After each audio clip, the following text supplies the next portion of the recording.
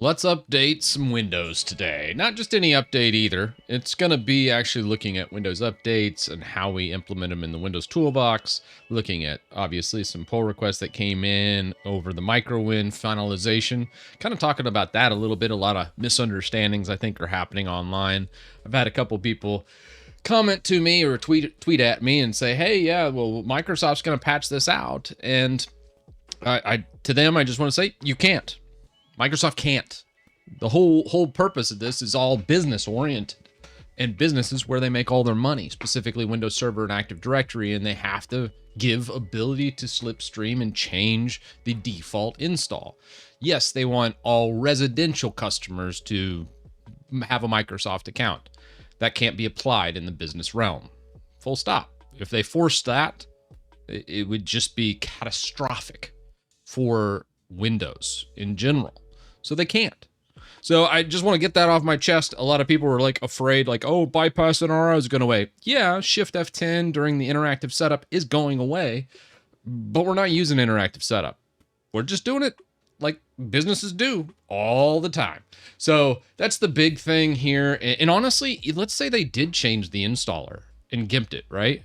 That's okay. We can build our own PE environment, portable edition environment, and just have a new installer. The installers uses CMD commands, specifically DISM, and I've even shown it on the channel. Sorry to go on a little rant, but I just saw this and it's like, no, you guys have been listening. I think too many people are getting worked up from YouTubers. Whole point I make YouTube videos a lot of times is just to say, oh, here's the actual deal. Later, let's go over to old Krista. Oh God, I should probably do a main channel video someday. But I think I did like yeah, here. Installing Windows the Arch Linux way. You can do it all through this. I did a video, it was about 13 minutes long. It showed you how to install Windows strictly using the command line. So not only can we do it through a portable edition, or otherwise known as Windows PE, but we could even take it a step further, automate it, and make our own installer using just straight up CLI. Command line interface all the way, and not a damn thing Microsoft could do to stop us. So, yeah, I just want to let everybody know, there's always another way. There's always a way to fix this, and engineers always have back ways. And honestly, even if Microsoft got all their engineers on the same page and they got all the business people and said, screw business, we're just going to get rid of them all. Let's say they do a full Apple and just say, let's just cut our ties and move forward. This is going to be the new code base. There's so much legacy and compatibility built into Windows. I don't think there's anybody old enough there that actually knows all the systems and all the inner workings and back end. I don't even think they can change it even if they wanted to, and they don't want to. So, they might make some changes to the pretty front end that residential users see, but business users are going to be like, I don't care. And yeah, that's it. So sorry for this rant right out of the get-go, but I was like, oh God, let me just demystify this for the people that watch this on the replay on YouTube and just say, don't worry, we got this. We got this. Yeah, I'm patching 20 Windows servers right now. Stream title or relatable though. That's awesome. That's awesome. Godspeed. Yeah, but it's fun. But there's a lot of nuance to Windows, and a lot of people don't really give it much thought. And as someone that's done it for a very long time, I can tell you there's always a huge amount of Windows that most people don't pay attention to, and mostly only is seen in the sysadmin realm. Yeah, I don't know. Now, if somebody watches them, I don't know. Maybe I just get like 5,000 bots on every video. Possible. I don't really care too. It's like, it's all good. I just enjoy doing the streams. I love just sitting here chatting with y'all. Yeah, I mean, Windows, it has its own nuances. Right now, like before I started the stream, I sat here for 3 hours messing around with my DWM. And, there's aggravating parts to every operating system out there. Linux has its own, and there's times where I'm like, yeah, I could have probably already been done with this if it was Windows. So, yeah, I could probably, to be devil's advocate here, I could definitely throw Linux under the bus in a lot of different areas, specifically over GUI applications in Linux. Man, they're rough. They are just so rough around the edges. There's very few really clean, solid as a rock GUI Linux applications. I think that just goes because there's not that many GUI application users in the Linux realm, where most everything's server and terminal based. So I think there is that for a pushback when it comes to Linux. And Mac, oh geez, you know, as much as I hate Mac, and I do hate their interface, their window management's just awful. I could sit here and just rail on Mac forever. But honestly, it has probably the most sane GUI and update cycle out of any operating system, and probably the most reliable experience out of any operating system, even though I hate it. It's my most hated operating system. But I'll tip my hat their direction and just say, yeah, for someone that doesn't know anything about computers, Mac's probably honestly the best option for them, because it's a very relatable experience, pretty straightforward, and nothing ever really changes, for better or worse. So, you know, that's just my thoughts. Me personally, I love Linux. I hate Mac. It's just awful. And then Windows kind of sits in the middle with me. You know, I can get a lot done in Windows, and probably can get the most done in Windows. And I guess that's why it sits comfortably in that middle slot compared to Mac or Linux. Still have that PR sitting in DWM. Yeah, I'm having issues with my DWM. So I sat here for like 2 hours messing around with swallowing. And swallowing's kind of an interesting tidbit in Linux, where like if you type this, I want it to swallow my file manager. And for some odd reason, for the life of me, I broke this. I don't know where I broke it. I looked in here. I couldn't find it. And I just finally just gave up and like, dude, I need to start my stream. I'm already an hour late. And all I've been doing is sitting here going, why isn't this swallowing anything? Like, it should swallow that. This should be full screen. And yet it isn't. So, I don't know. I broke something. I know. Who could imagine me breaking something? Linux has been pissing me off lately. Yeah, you know, I go back and forth. It's kind of funny. I would show you what swallowing is, Nav, but don't take this out of context.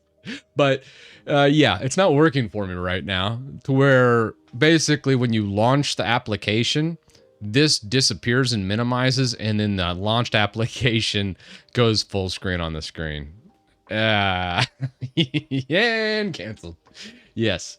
So, anywho, it is what it is. Is my looking glass not working? I broke that too. Probably. Damn, really?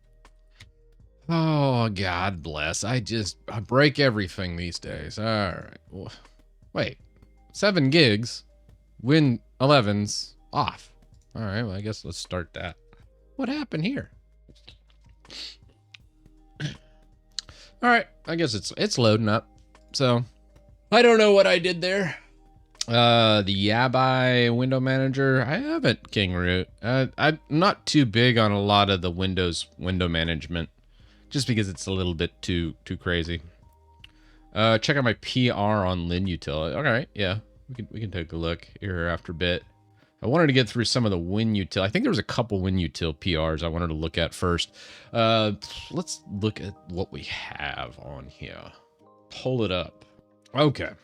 Let's see. Oh, we're approaching 20K soon. We have to be close to eclipsing. Let's see. Every stream I'm like, what is the top PowerShell? Should just make that my homepage. Oh, we're getting close. We're within striking distance of the top PowerShell project. Oh man, look at that. About 1,000 off of PowerShell core. So close. So close. All right. My life will be complete once that happens. Although we already have 1.4 million downloads since we started tracking this a couple months ago. It's a lot. Okay. Pull requests. What do we have? Get some bots and push it over the edge. I don't know how GitHub does on accounts and fake accounts and those types of things. It seems like they do a pretty good job on registering and stuff to cut down on resource usage, because a lot of people use GitHub Actions to run God, they had a huge bot army basically invade GitHub not too long back.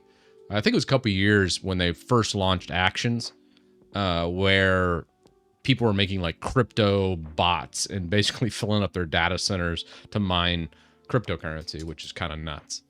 And then they cut down on that. So they're actually creating a fake GitHub account is rather difficult, I want to say, or at least a little taxing to where it's hard to bot.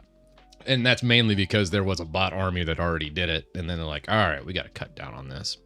Okay. Now I already approved and kind of gone through a couple of these. First up was the download link. If you look over here, this just adds a clickable link for MicroWin. That's a pretty straightforward fix. I think we'll just squash and merge. We can do a compile and check to make sure that's clickable. So then people don't have to copy or paste or, write out microsoft.com/download. The other one here from Coding Wonders. This is a really cool fix too. A lot of people love the new ISO creation and it's standard. I've got a lot of requests specifically over like debloating it further with like removing Xbox identity and Xbox stuff. And I'm like, not my jam. This is totally supposed to be just a straight stock ISO where anybody and everybody can use it.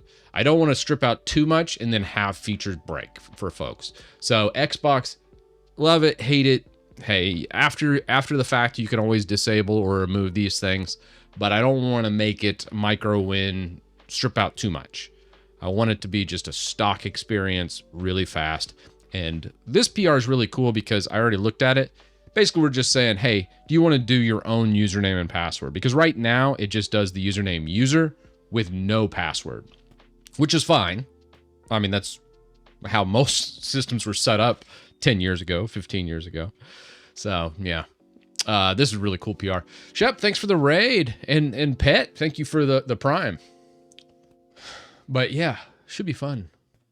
My Drift and I discussed the ability to use Fido for downloading the Windows 11 image using the command line. Ooh, that's a good idea. I'm kind of for that. As long as we're using official Microsoft servers and not trying to do some weird like udump or trying to do like udump to grab some ISO image. I would only want to do the official image direct from Microsoft. But yeah, I love that idea too, where you're not actually going outside the tool, really just downloading it. And before Microsoft acquires WinUtil for millions, I don't think that's ever going to happen because frankly, it's open source and there's an MIT license, so they can just copy and paste it. And let's say they're like, hey, Titus, we'll pay you millions to shut it down and stop programming micro or WinUtil.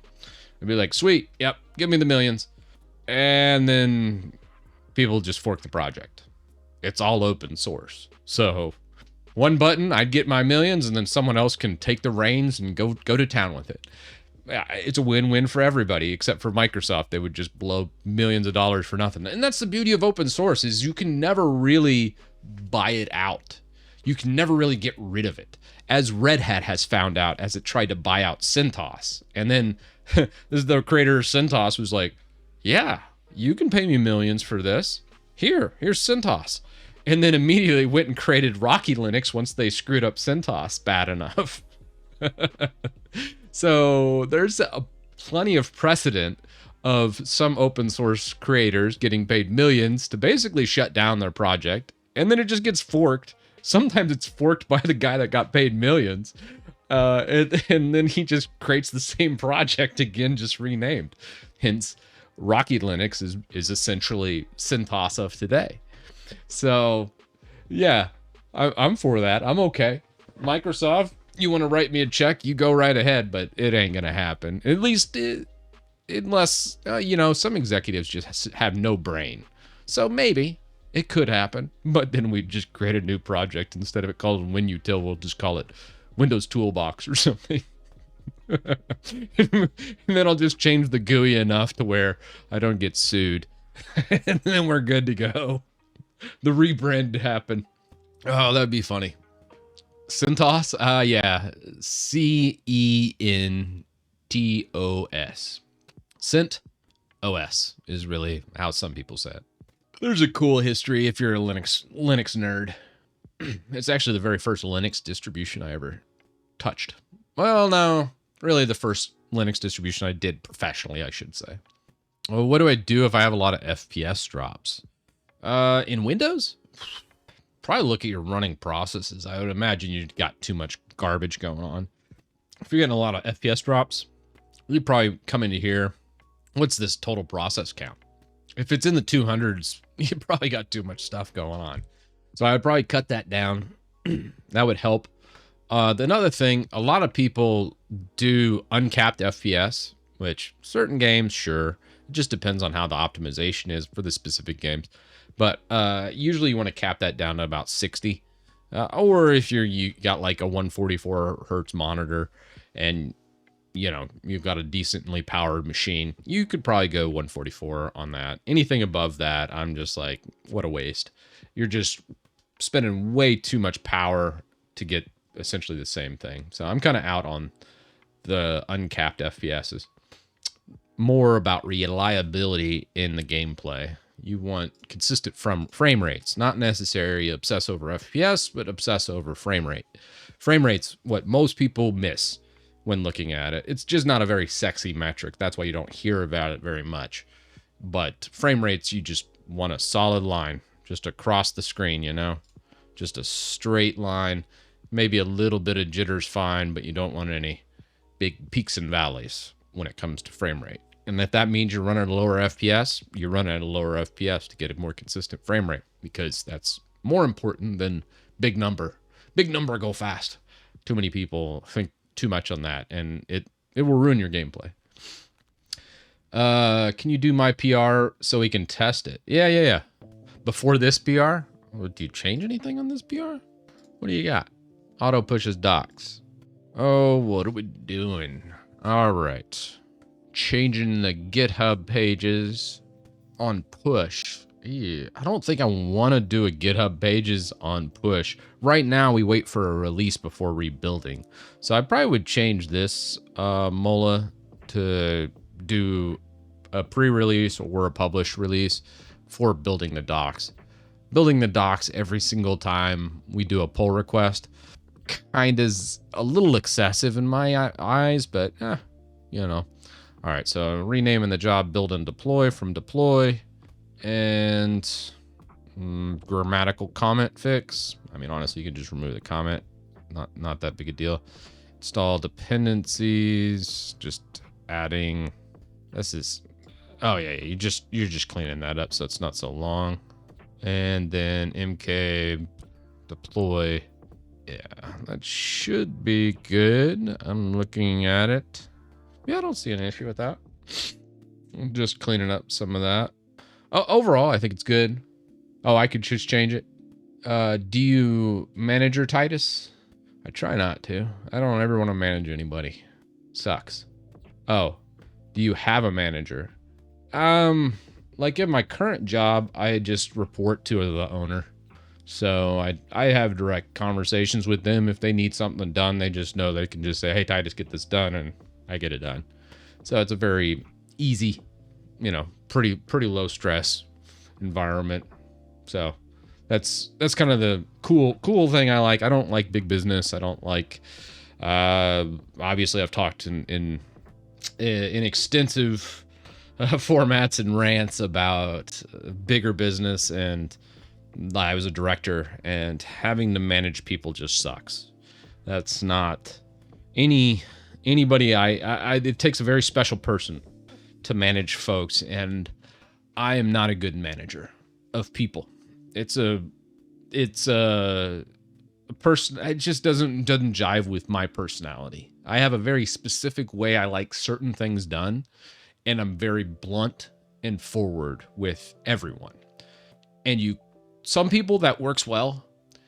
Other people take a lot of offense to it because I'm very direct to a fault. And that's not good for a management style type thing. So as a director, yes, I got a lot done. My churn was high, and I fired a lot of people. which is, for better or worse, we needed to push the project forward. And inevitably, I would fire someone and then just do their work for them because I was like, well, I can just do this. It'll be fine. And then I end up taking on way too much, and then it becomes way stressful. And I usually bring it on myself, especially in a big company. And that's not a good thing. And I know my limitations now. So now I just work kind of small business, and I can do everything end to end, and I can have direct relations with the powers that be, and that's all good. So, that's the best, and I love that. But I mean, it just depends on the person.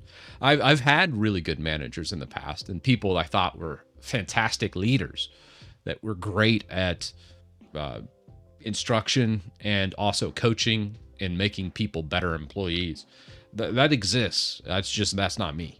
I can teach people, and I'm pretty good at that, but not not in the way that is comforting in a management standpoint, because I would have deadlines, and typically I go head first at something whenever I'm giving a directive. So you say, hey, Titus, we need to revamp the data center.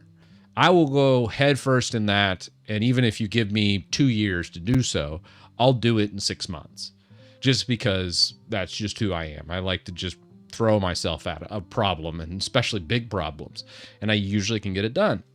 But it comes at a cost, and it's not pretty for anybody involved, myself included. And I just know that's my limitation. Krista's mass grave site exists on GitHub. No, that would get taken down for copyright infringement, as that's illegal. So that anything like that would get shut down on GitHub. All right, so let's see. I like this. Push paths. I wonder what the push paths is. On change in the path, then it would go ahead and push. No, this is right. You did it good, Mola. Please disregard my earlier comment. I actually hurt myself yesterday. I was revamping everything in my garage. So I am not 100%. My back has been killing me. I got this giant back brace. Because I went full old man and just keeled over in my garage yesterday. It was like 105 or something out, and I was in my garage for like 6 hours. No AC or anything. And, didn't end well. So now I was just like an old man, just like, limping around my house all day. All right, let's push this out. I like it. This was really good, Mola. After reading the trigger again, I was like, oh, wait, no. That only triggers on a push to those paths. And that's exactly what you want. And I was like, oh, never mind. That's great. All right, now let's merge Coding Wonders username and password fix. I think that's cool. I really like it. Let's see.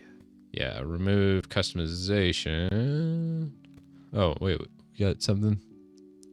Yeah, just tested on build 27686. OOB was bypassed, and only in the end asked me to enter a user and password, and was online during setup. I'm okay with that. Like, I think we put the username and password right there, so then it just skips the whole thing. I don't want interactive ever to trigger. It's only a matter of time before they screw all that up. So I think that's fine. Interesting. All right, well, let's merge this. I think this is good. Oh, there is a GitHub repo of mass grave scripts. Yeah, emo. It's only a matter of time before that gets taken down. And they are hosted on GitHub. Wow. Microsoft supports allegedly used it once. Yikes. Yeah, I don't know. If it gets popular enough, it's only a matter of time before it... Well, it's free and open source, yes, but it's only a matter of time before the scripts themselves get taken down. So, like, I won't ever touch it or talk about it because, well, everything gets uploaded to the YouTube, and I don't want to get a takedown notice. And it's definitely popular, but they'll have to change the hosting to some other platform, I imagine. GitHub will eventually crack down on it. I mean, we can look. Is it really? Let's take a peek. 90K stars is crazy popular. Oh, I don't have chat over here. Let's see. Yeah, 91,400. Good night. That is ridiculous. Let's see. I'm kind of curious. I don't want to look too much on this on the stream, but man, how many lines is this? Good night. That's insane. That's one hell of... That's probably the longest CMD script I've ever seen. That's crazy. Wow. Well, I mean, I guess you could say the same thing about my PS1 script. I think we're around that same amount. Are we already all the way up there? No, I don't think. Oh, that's WinGet. No, it's not what I wanted. Let's go WinDev PS1. That should be the whole thing. Oh, no. I can't grab it yet. Let's just grab the PS1 file, actually. We'll just grab the release. That's right. We got rid of all the compiled except for the releases tab. So this... Oops. Let's go cursor. Oh, well, yeah. That's why I don't really stick on it that long. Don't talk about it that much. You don't want to get the almighty takedown notice. That would not be good. You can't talk about it on YouTube, though. For sure. All right. So, in the downloads, here's our PS1 script. Look at this. How many lines do we got? Oh, eat your heart out, Massgrave. We're at 16,276 lines in the PS1 script. God, Lee. Oh, man. No, that's a hell of a... I cannot believe it's gotten that big. That's kind of insane. Anyways, let's test this out after we've done these merges. I want to see... Yeah. So I started that script started at... Oh, I want to say only had about 500 to 1,000 lines when I first started. The GUI is really what bloated a ton of it up. Because the GUI is an XML script. Basically, it ingests the XML or XAML into one string. And then that string gets put into our run space. And then it gets displayed on the screen through that method. Super weird. But that whole addition to the script really caused it to get very large. And then also changing everything to JSON format. So normal folks can see exactly the tweaks and then make their own little changes is kind of the big thing. Yeah, the signature doesn't count, so we could probably chop off a couple hundred for the signature at the end there. I don't know. Probably quite a few. JSON file. JSON. Let's go WinUtil. All right, let's pull down those changes. Let's do a compile run. All right. Looking at the tweaks here, MicroWin. Let's just run through this real fast, make sure anything changes and it grabbed everything. Do we not have... Oh, yeah, we'll just see. I kind of like to put it there just for testing purposes. Let's grab our ISO and we'll ingest that. It's hard to make install apps when Windows to be ready for when Windows is already installed. No, I mean, you can do all that. Honestly, if you wanted to just fork this project, I probably would put some of that install in here. So let's say you're an aspiring sysadmin and you want to use this. Yeah, you can probably come into, I think it's the MicroWin. Where's that at? We make the first run PS1 file in here. Where did I put that? Don't think I put it in the invoke WPF MicroWin. I want to say we did it in the helper. But I can't remember. Let's go first run, new first run. Okay, yeah. So we'll grab new first runs, the function. All right, and okay. So that should be over here for new first run. So go over to here, function new first run and invoke WinUtil MicroWin helper. Say that 3 times fast. And then change these around. So you could actually specify everything in here. So let's say you wanted to create something. You could do like a WinGet right here. You could do a whole bunch of other things along this path. Set, remove registry values. This is all just the PS1 file up to right here. At start process explorers when you see the desktop. So you could actually add stuff. I just add like a WinUtil shortcut here. 40, thanks for the tier 1, 3 months. All right. It's awesome. Oh, it's good to hear, 40. I love making this stuff, man. There's something, I know this is going to be a lot of people are going to want this, especially with the upcoming changes and Microsoft forcing so many online accounts to be made, and this completely bypasses all of it. So you got a very straightforward install, which is always what I want whenever I'm using Windows. So we got that. Check the UI. And now we have the username. So let's do subscribe. I always leave password blank. I think we create maybe one. This should be fine though. Let's just go ahead and make this. Let's go test MicroWin. What is it? 8/19/2024. We'll let this go and create that, and then test out the new login. Yeah, I always make my user subscribe. Typically, if I'm in Windows, I'm doing a video. So, or I'm working on Windows utility. I don't usually stick in Windows for too long. Although on my main system, I do use DaVinci Resolve a lot in Windows. But I'm still kind of in Linux.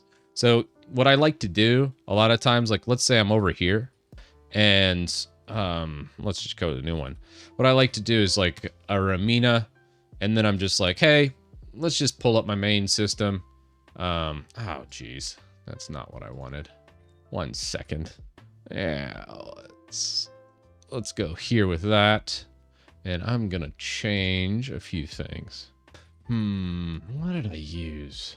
I can't remember what I ended up using for my login over here. Is this it? Okay, that seemed to work. Okay. Oh, crap. I might have broken it. So sometimes I use like Ramina RDP, and then I just edit the video through RDP. I think there's probably a better way. I could use Parsec. I could use VNC's ugly. I wouldn't use that for video editing. Could do like Sunlight, Moonlight setup. I think I probably reset this up a little bit different. Let's just close this. Heck. Let's try that one more time. Come on. There we go. So then I get on here, and then it locks it, and then I can just launch into my like DaVinci Resolve. Or I don't think I really can play games on this one. So probably doing like a Sunlight Moonlight setup would probably be ideal for this. As most of my video editing I like to do here. So then when I'm rendering the project, it's on the inside PC, and I can just exit, come back, and then pull it up. So like all of my streams get done on this box, because the streams take usually 30 minutes to an hour to render and upload because they're just so big. And I don't want to tie up my current machine that I'm working on. So I'll flip back and forth. Once the render starts, I like to just kind of let it sit while it just kind of grinds away. And yeah, that's kind of the approach I take. So I'll have this for my VM here, but I don't like to edit on this VM because it's only a 1660 card. And I have a lot beefier card inside, so I like to remote into that one. So I might be doing something over here to test some new features. Then I'll actually remote in to do like video editing or something into that rig. And then I'll have this rig here for that. So effectively, I could be using essentially 3 systems all at the same time. I know that seems totally overkill, and you're absolutely right. And I do have a Xeon on my main system here that's essentially running 2 of the systems, but yeah, it still works for me. I'm good with that. A Sunlight Moonlight setup. Well, let's set it up. I don't think I've ever set it up before. I've always been intrigued by this. So let's see what you got. I would probably do, let's go Ramina, connect, and then let's say we have Sunlight server. Want to say, yeah, self-hosted game stream host for Moonlight. This is what you want. Now, you might be thinking, why is that? Let's say I've been playing like Diablo 2 recently, right? I'm just going to check my remote audio here. Did I break my audio again? Okay. Yeah, it's coming through here. So let's grab this and do it. Heck, we're taking a sharp left turn here. We're going to be setting up Sunlight on here. Now, this is an AMD card, I want to say. Not a cheap AMD card either. What am I using? Hell, I don't even remember. Yeah, so we're using the AMD RX 7800 XT here. Frankly, it kind of sucks for video. As soon as the 5000 NVIDIA series launches, I will replace this with a 5000 series. Probably like a 5070. Sticking to the standard pricing if it's like around $600 and no big bugs off the gate. Which I think the 5000 series right now is projected to launch towards the end of this year, all the way to the beginning of next year. And I think what happened was they overproduced the 4000 series, so they're kind of putting it out late because of the crypto mining crash that happened. I think they're still working through backstock. So that's why we're not seeing a new version yet. But let's do this, because normally I could use the NVIDIA Shadowplay service, and NVIDIA does a pretty good job with this. So let's see what we have. See what we can do. Sunshine Windows installer. Sounds good to me.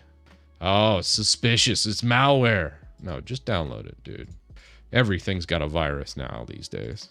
If you aren't paying for extended validation, it's a virus. Virus scans don't even do anything. All right, here we go. I'm not salty at all.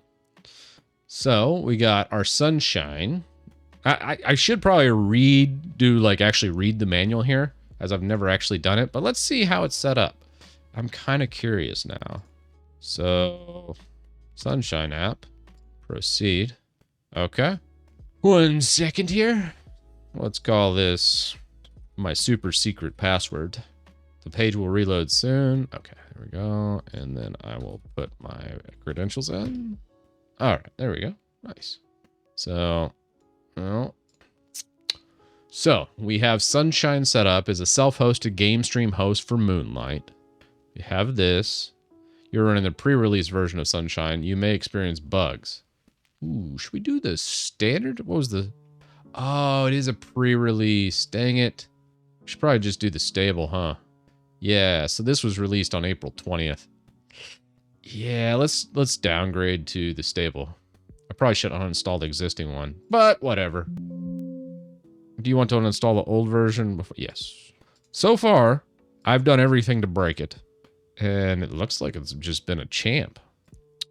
So, close that out, finish, and then let's launch Sunshine one more time. What was that? Saw a CMD image. All right, you're running the latest version of Sunshine, 23.1. All right, configuration. Doing that. Input. Gamepad input, enable input. Allows guests to control the host system with gamepad or controller. Okay. That all looks good. Audio video. Manually specify an audio device to capture.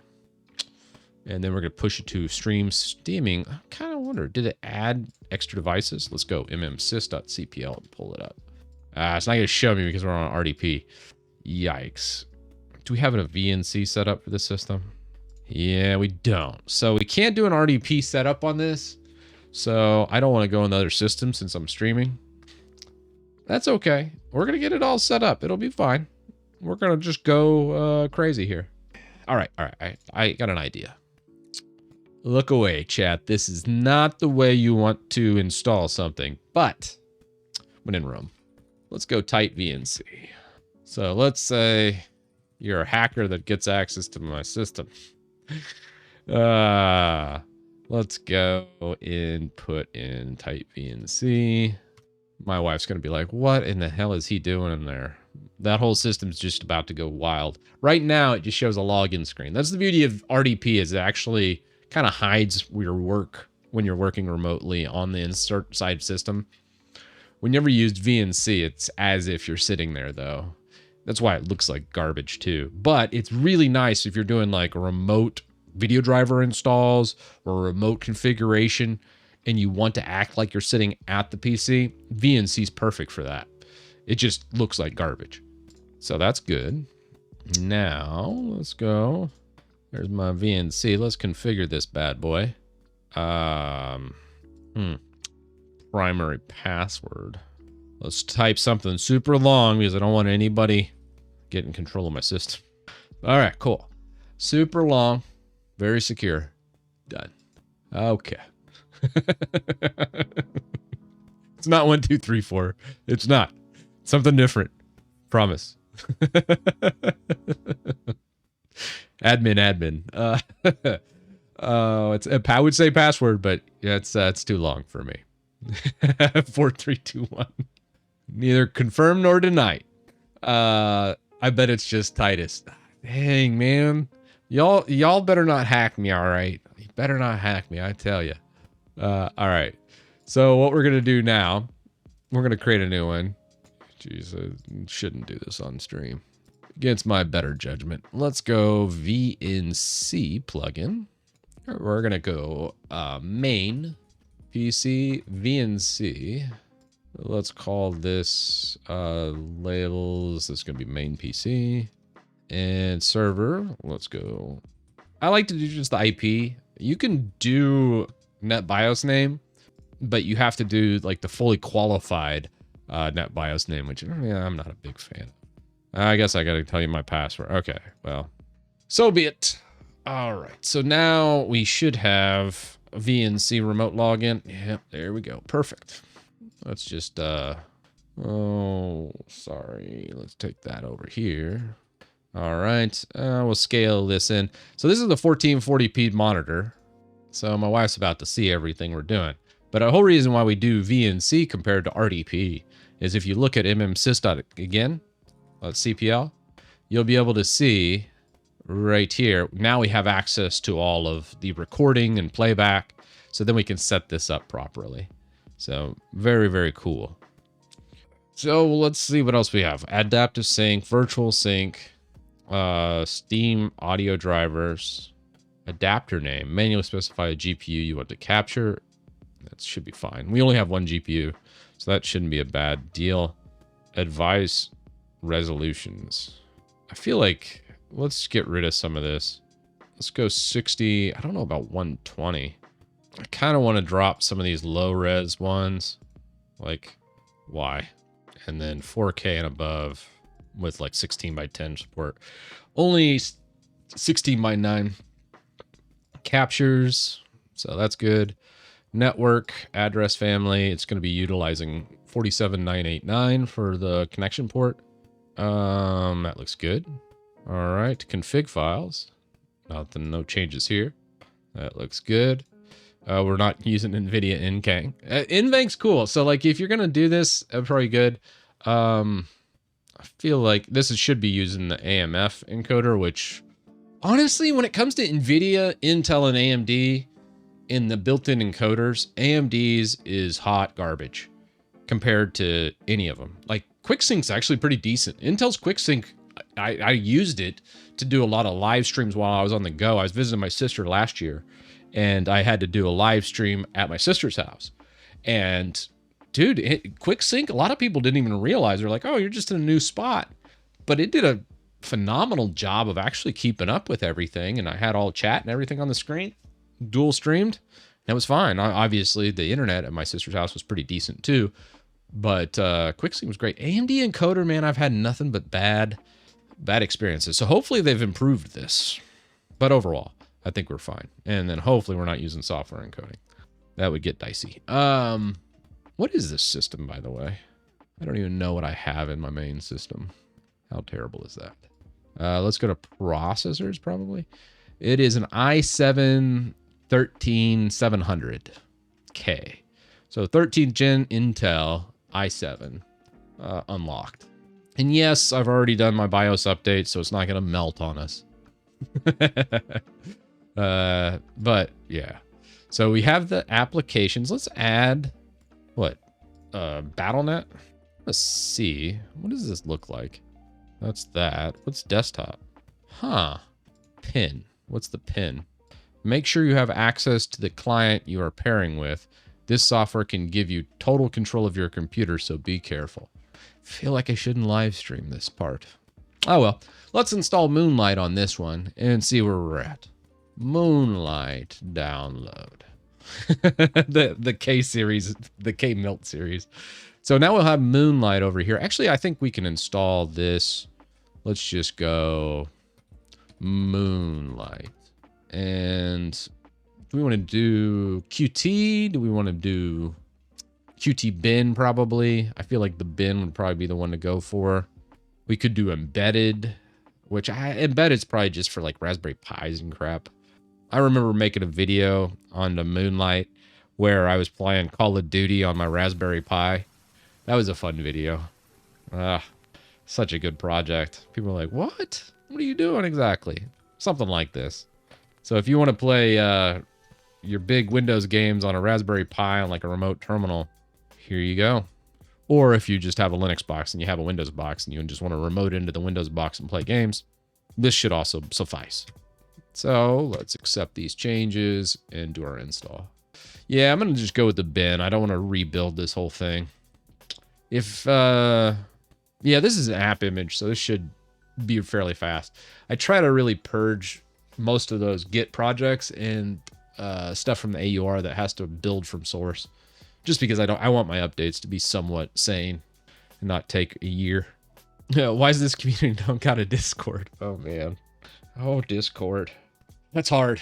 I remember when I did it at the very beginning of the stream when I said I'm terrible at managing people. That's another thing. That's a hard deal.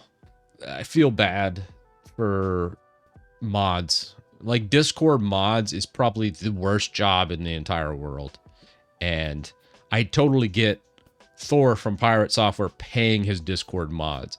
Until I can pay someone to be in Discord, I'm just not going to do that. That's the only way I could sleep at night, knowing that, hey, at least the person in the mod, they're getting paid to mod it, because that just sucks. Running and modding a Discord server, I just could not think of a worse thing. Just my 2 cents. Yeah, Mola set up an unofficial community for WinUtil, but Discord modding fun. Not when you get like 1,000, 2,000 people. Once you break about 2,000, that's when things start getting a little dicey. Start getting raids.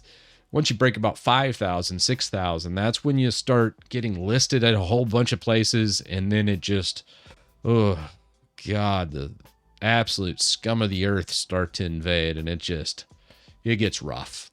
And I just, oof. That's when you have to have a paid moderator, I think. Oh, how's the processing working? That I think it's still going, right? Oh, it locked up on us. Okay, yeah, that's done. So we'll do that. Let's finish this real fast. Let's see about Moonlight. And I believe this should see our main PC server. It should have the lock. It's kind of weird. There's 2 of them. I feel like there's some shenanigans are afoot there. What? We have like double sunshine going on. Let's go to details. What is on this system? Okay, what isn't on this system is probably a better question. Holy garbage. Ugh. I'm using a Postgres server? Maybe Sunshine installed Postgres. I don't remember having that. Just one service for Sunshine. Only Office update service. Update checker.exe. That looks suspicious. What's that? Mini tool partition wizards update checker. God bless. All right. Anywho, let's not get sidetracked even more. As soon as I start seeing this, I'm like, I must clean it up. All right. So let's come over here. We'll click on this. We'll enter in pin number 4583 on host PC. So over here, 4583. Don't hack me, bro. Success, please check Moonlight. So then we got this. Okay. So let's just close this guy out. All right. And then let's hit our desktop. So start, select, control, left, R1. Interesting. Okay. So streaming has started. Now, what's the audio like? Okay, we still got audio redirection. That looks good. And let's see what about some gameplay. Sorry, this is just another sidetrack from me. I just was like, let's do some game streaming. That sounds fun. Oh, let's not dox myself here. All right, good enough. And I think D2 Resurrects has been my latest game of the flavor of the month. Oh, okay. I didn't really anticipate that to work as well as it's doing. All right, got Diablo Dex and all that other garbage up. Okay. old Beatrice. Do we have controller support? That's the next thing. Hey, that works pretty well. Not bad. So what's it running at? Full screen, 1440. So the 1440 does get scaled down for this because it's a 1080p screen we're doing. So it's 1440 running uncapped, getting scaled down into a 1080p 60. Not too shabby. Crazy simple. I gotta say, that works really well. Want to see my build of my Javazon? Oh my gosh. Sorry, this has turned into a game stream. No.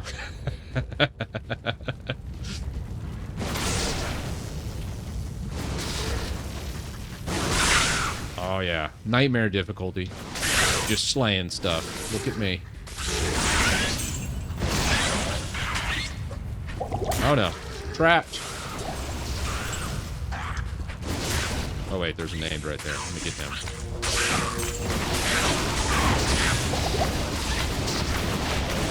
Oh, I barely hit it. All right, there we go. I still love this game. Not too many games you can say you've played for 25 years. No, 24 years. It was 2000 when this came out. Ah, such good fond memories. All right, cool. Well, that works pretty well. I mean, honestly, D2 Resurrected. And for those that, wait, I didn't show this. You got to show this aspect of it. So here's the remaster version. This is actually something Blizzard did well. And then as it was in the year 2000. Ugh. God, that live filter. They did such a good job of just throwing a new coat of paint and keeping all the engine the same. Ugh. I wish more games would do it this way. It's one of the very few Blizzard W's of the past 20 years, probably. I don't know. Oh, so good, though. Wow, okay. Anyways, I digress. So to exit, you gotta have a controller and then all in one. You do start, select, left, right bumper, and then I'll probably just quit out. So now we have game streaming, which is gonna be a lot better than the other way. So now we've got this. Let's create a new, getting back to our original stream. Part of the stream is testing out the new ISO as well. So now we got game streaming up on the inside PC, which as soon as I get off, I know what I'm doing.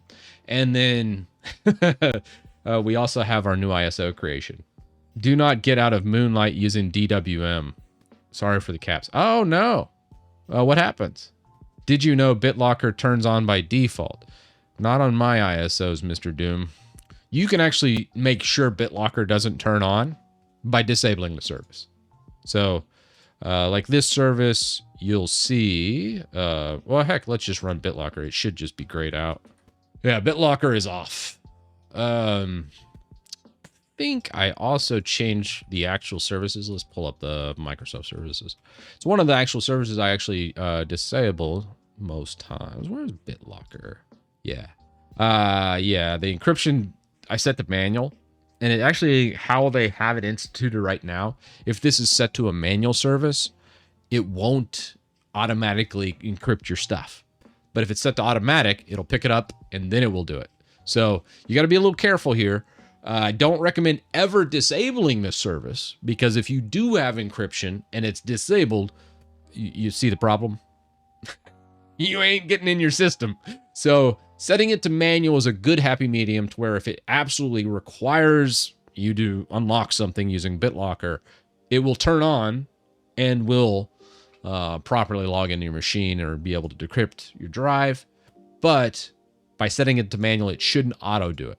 So it's a really good in-between. So let's load up the new one, the new ISO, and see if it pulled in our new user. We renamed it from user to subscribe and baked it into the ISO. Let's copy that ISO over into our network path. The install should take less than 5 minutes in this install. So if we look at, where did I put that ISO? Desktop, maybe. Yeah, there it is. So let's take this and we're going to just drop in MicroWin right here.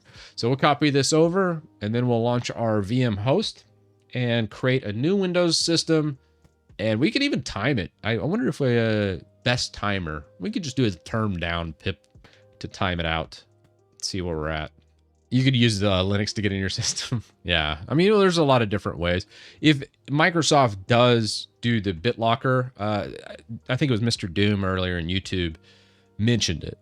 One of the things as a requirement, not only the service, which we talked about the service and disabling or not disabling, but putting it to manual so it doesn't auto start.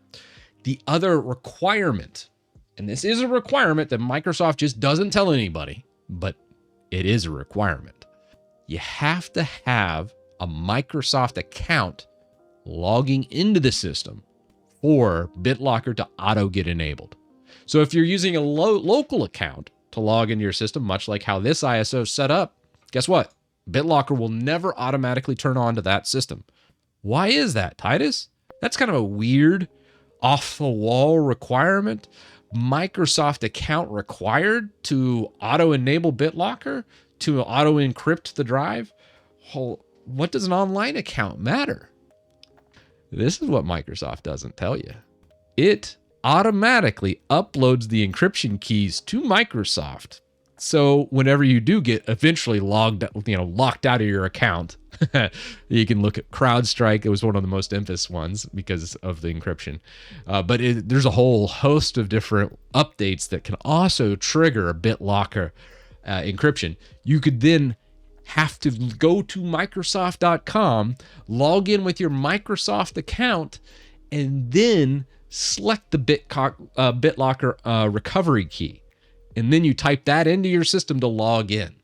This is how the auto update / encryption works in Windows.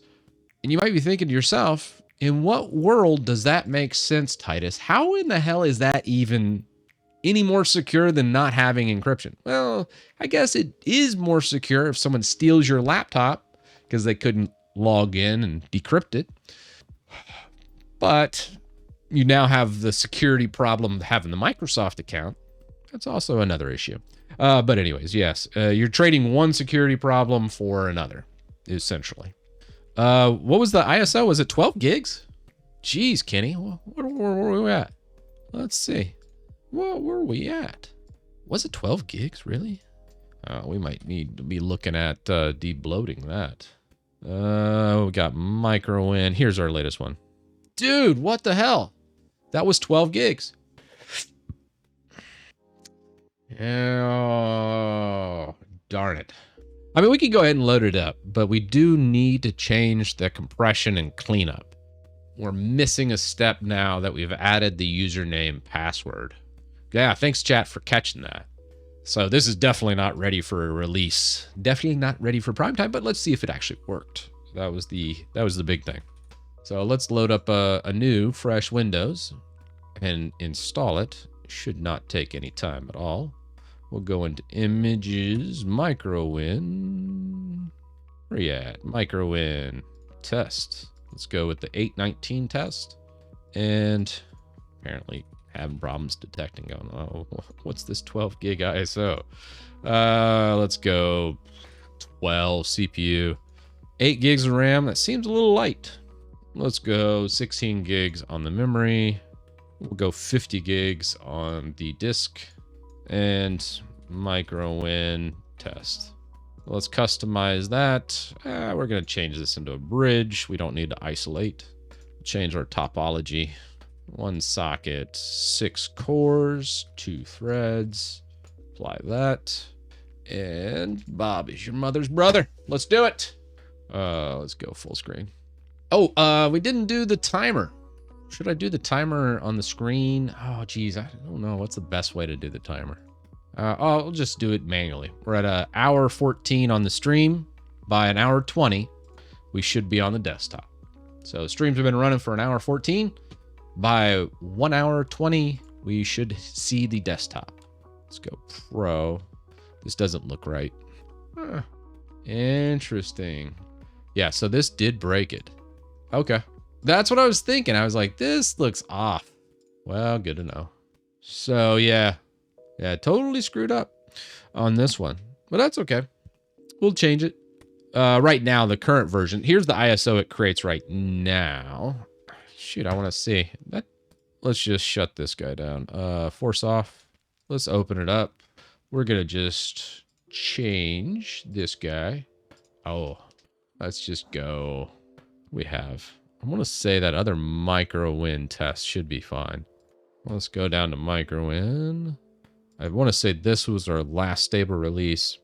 We're going to know real quick. And let's go boot options. Let's just enable the boot menu. Be the easiest way to do this. All right. Oops. Oh, force reset that. Yep. Okay. Let's go boot manager and we'll just select the CD-ROM drive. Let's see. We can make this prettier. Let's push this guy to like 4. All right. Turn down. Here we go. Now we got a timer. This is better anyway. Let's see what the install is on this guy. Now this is the old way where it just makes a user with no password. So we'll see what the full-blown one. Well, let's give it a little more. There we go. Give it a little more love. Well, that's okay. We can give it 6 seconds. I still say we make it under 5. Yeah, I don't want to change the VM because I want to make sure that this one bypasses. It already does bypass TPM. We're already through it. So changing the XML unattended. We'll look at this commit by coding renders. There's something in there that messed up the creation. So we'll take a peek at it and see what the fix is for that. If you create an ISO using MicroWin, will it also work an upgrade instead of a fresh install? No. You should never upgrade your operating system. You should never, under any circumstances on any Windows, ever do an in-place upgrade. They're awful. They are an abomination. They always have been. They always will be. Just fresh install. Back up your stuff. Fresh install. You'll thank me later. It's not worth the heartache. It's not worth the extra bloat. It's not worth any of the garbage that's left over from the prior OS. It's just never a good idea. Yeah, MicroWin bypasses TPM. And I know some people are like, what about Windows Server or those types of things? Yeah, no. Never do an in-place server update. That sounds just bonkers to me. As a guy that has 12 different Windows Server certifications, I've got Microsoft Systems Engineer, I've got MCITP Enterprise Administration. I know a lot about Windows Server. You should never, under any circumstances, ever do an in-place upgrade. Like, just swing migrations all day long. That's all you should be doing. If you don't know what a swing migration is, it's when you get 2 pieces of hardware. Here's your old one running 2016. Here's your new one running 2019 or 2022, whatever you're feeling. And you set them up, both up. This one's already set up. You have this one, and then you swing over to this one. And you're like, well, Titus, I don't want to spend the money. Yeah, spend the money. You're going to spend the money on labor. I'm going to charge you 10 times the cost of the hardware it was to do the swing migration because I'm sitting there doing the in-place upgrade and then having all the crap happen on the back end. You don't want that. You don't want to be paying me $10,000 to upgrade your in-place upgrade where you would only be paying me $5,000 and have a brand new server because we did a swing migration. It's just a no-brainer. I just will die on this hill. Swing migrations is really the only thing you should ever do when upgrading Windows Server. It's the only thing you need to learn if you're getting a sysadmin work. In my opinion, I just joined. I think I'm seeing a mic cam desync. I'm not 100% sure. Sometimes you got to refresh Shine. I'll do a clap. Well, we're about 4 minutes in. We should be getting close to the desktop. Oh. I've had bad Linux upgrades even with home partition backup. Yeah. It's strange. I think we had one with a Bazite on stream that one time. Does MicroWin pull updates? Nah. Yeah, it doesn't pull. We could always slipstream RockPat if you want to do some slipstreaming updates. We might add that feature so it'll just grab the latest and then slipstream it. We might even do like an ISO from like UUP dump, which I think is official Microsoft. It's just I want to make sure anytime we pull data from the external world. It has to be official Microsoft. We didn't make 5 minutes. Close. Well, it better beat 5 minutes 30 seconds. Am I doing something else in the background here? Maybe I need to reboot my system. This last time it went faster. Yeah, we're gonna be right at 5:30. Yeah. Well, anywho, that's the current MicroWin. The stable release right now is running this. We got some bug checking to do on this latest update. Let's see what Code Wonders did for us, and then we'll fix the bug. Let's go. Is this VM a good environment for audio production? Audio production is a little tricky because you don't want any delay. So a direct VM, yes. Any kind of remote, like earlier we showed game streaming via Sunshine. We were doing a RDP connection. We were doing also a VNC connection. All three of those, no good for audio. You'll get desyncs, and it's just not worth doing. So don't do that. So remote audio work is no good in my eyes. VM for Linux, I love QEMU with Virt Manager. I just don't think there's anything better in the world. I just love it to death. For Windows, VMware Workstation Pro, which has gone free this past year, so you can download it without it being $300, I think, is what I paid a couple years back. I'm dual booting a dual SSD laptop, and I use this for game dev. I'm running Arch, and on one SSD and Win 11 on the other. Every time I boot Windows, though, it says it's fixing file corruption. Anyone know what I am missing or a good debugging path? Oh, file corruption on a dual boot. What would cause that? Almost sounds like a bad SSD. I'm kind of curious, but that might not be it. Maybe bootloader issue. Could also be, depends on how that drive was set up. The drive probably should have been fresh partition table using GPT and Windows set up with that. I bet you could have just formatted it incorrectly before you loaded Windows. I think it's a reinstall. Yeah, so I would delete all existing partitions on that drive, create a fresh GPT partition table, and then with all that done, no partitions on the drive, fresh GPT partition table, then I would load Windows on it. And I bet you that corruption clears up. I know that's not what you wanted to hear because you probably already have all your logins and local data on it, so that kind of sucks. But yeah, I think that would fix it. I don't think it's grub though. It could be some kind of bootloader thing, but I think it sounds to me like you used Linux to create some of the partitions, or some of the Linux partitions didn't get cleared out before starting. If it was me, and let's say it was like on a client site and they didn't want me to reload everything, this is a little ballsy. Sometimes I just go for it. You know, if you want to YOLO it, what you could do is take this recovery partition. Actually, this doesn't even have anything. What do we have? Guess I could use disk part.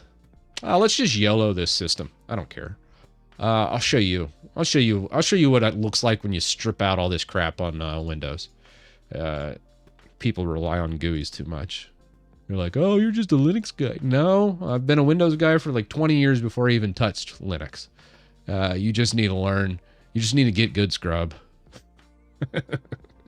So let's embarrass myself by wiping out all these partitions that aren't needed and just show you what a bare bones Linux thing is. If you want to try this, just make sure you back up before doing any of this.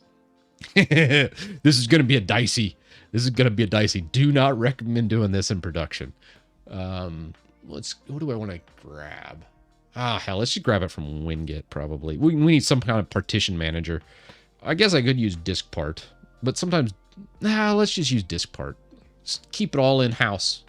Let's go disk part. All right, let's list the disks. Select disk 0, list par. Select par 4, delete par. And you're like, Titus, you're wiping out your force. What is it? Help delete partition. I think it's just force. I can't remember the exact override. That's right. Del par 4 override. No. Del. What am I? Just del par override. There we go. List par and select par 1. Del par override. Not allowed. No fun. I guess we could reboot. Okay, what about the reserved? Let's delete that. Does it allow me to delete that? Oh, it does. So now you just have system and primary. Well, I wonder if do you think a third-party partition manager allow you to wipe that out? I bet we could also obviously boot back into this and wipe it out from like a live ISO. Probably the way to go. But I want to see how much we can do on a running live Windows OS. Let's go winget search partition. What are we going to use? What crappy freeware software do we want to install? I guess we'll use Minitool. And we'll see how that goes. Yeah, Minitool is probably the best out of this. The other ones, I mean, they're all kind of like adware. You know, they're like a little bit dicey. I really wish there was a better FOSS other than like G-parted from a live ISO. But Minitool is pretty decent. I've always had decent luck for them. All right, so then we got this disk. So we have these. So you have no allocated. Let's see if it allows us to delete the system disk. Oh, it does. Wait. Can we delete these two? No, okay. Let's apply. Oh, it doesn't allow me, huh? Yeah. To unlock all these functions, you must register your copy of... Really? Oh, Minitool went down the gutter. Paywalled it. All right, well, garbage now. All right, garbage. Winget uninstall. Goodbye, Minitool. Let's try use AOME. All right, let's try AOME. I mean, it's been a little bit. Ease US used to be decent too. I want to say it's paywalled as well now. Hard to tell on these stuff. A lot of times I'm always going from live ISO, so I don't really care. But I remember this one being a little heavy, and I didn't like how heavy it was. But we'll see. Paragon. Oh my god, I hadn't used Paragon in years. Oh geez. All right, let's see what this gives me. Oh, see, it's Shadow Maker. Oh god. It installed a bunch of bloat alongside with it. Oh my god, that's Minitool. Oh, so gnarly. Man, when Minitool gets so crappy? I've been out of the loop. Almost a gig on this Shadow Maker BS. Let's get rid of it. I don't want it sitting here. I actually do use this system after all. You might like, Titus, aren't you wiping out all your partitions? Well, not my data partition. All right, cool. So now we can go AOME Partition Assistant. All right, update to Pro, whatever. Okay, so now we got our disk. Let's delete the GPT EFI system partition. Can we do it? That's paywalled too. Everything paywalled?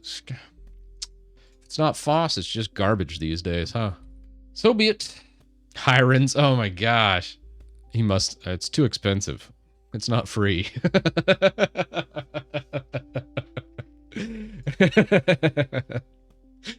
Oh, that's so funny. Okay, anyways. Does this even, we wiped out the 16 meg reserve partition, and we also wiped out the reserved, the restore partition.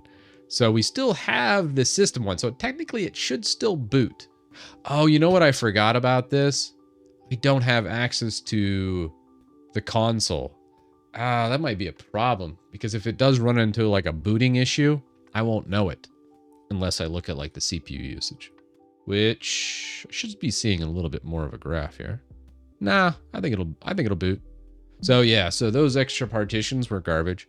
I wanted to wipe this out, but now I'm like, God bless, I don't want to redo all those. But if you look at disk management, I kind of want to show people though. So now we have just the 100 meg. This is all you really need to make Windows boot. These extra partitions were just whatever, garbage really. The 16 meg right here was like a I want to say it's like an emulated MBR type deal. And if you have a GPT disk and a system made in the last 10 years, you're going to be using UEFI anyways. Honestly, with Windows 11, I think it's UEFI only anyways. So anyways, let's delete more partitions until it doesn't boot and then repair it. Octocat, thank you for the tier 1. Wow, welcome to first month of tier 1. Sweet. Good to have you here with us. Let's change this. And what I'm going to do is break my PCI pass-through. We're going to go video. Let's just push this to like a QXL. And then what we're going to do here is also add a CD-ROM drive. And we'll boot to some Gparted and finish wiping this bad boy out. Where are you at? I feel like this is a terrible idea. Do we have... Oh, God, where is that? Maybe it's under controller, actually. No. Storage. Yeah, there it is. All right. SATA. And let's grab... Oh, Gparted probably. Where are you at? Oh, I don't have Gparted on here. Dude, I'm slipping. That can't be all my images. And yet, here we are. I guess it is. Did I accidentally delete all my old custom images? Oh, no. Lowercase. I was like, oh. I was like, damn. All right. Didn't anticipate me doing that, but I've deleted more than I care to sometimes. And should we give it... Let's just grab it a boot menu. Let's apply that. Fire this guy up, shall we? And sad to say, I think I have to wipe out my PCI pass-through for us to do this properly. Darn it. Could you enable GitHub discussions on Linutil? Yeah, definitely, Pickley. We can get that going. I still haven't finished setting up Linutil for all the Linux users out there.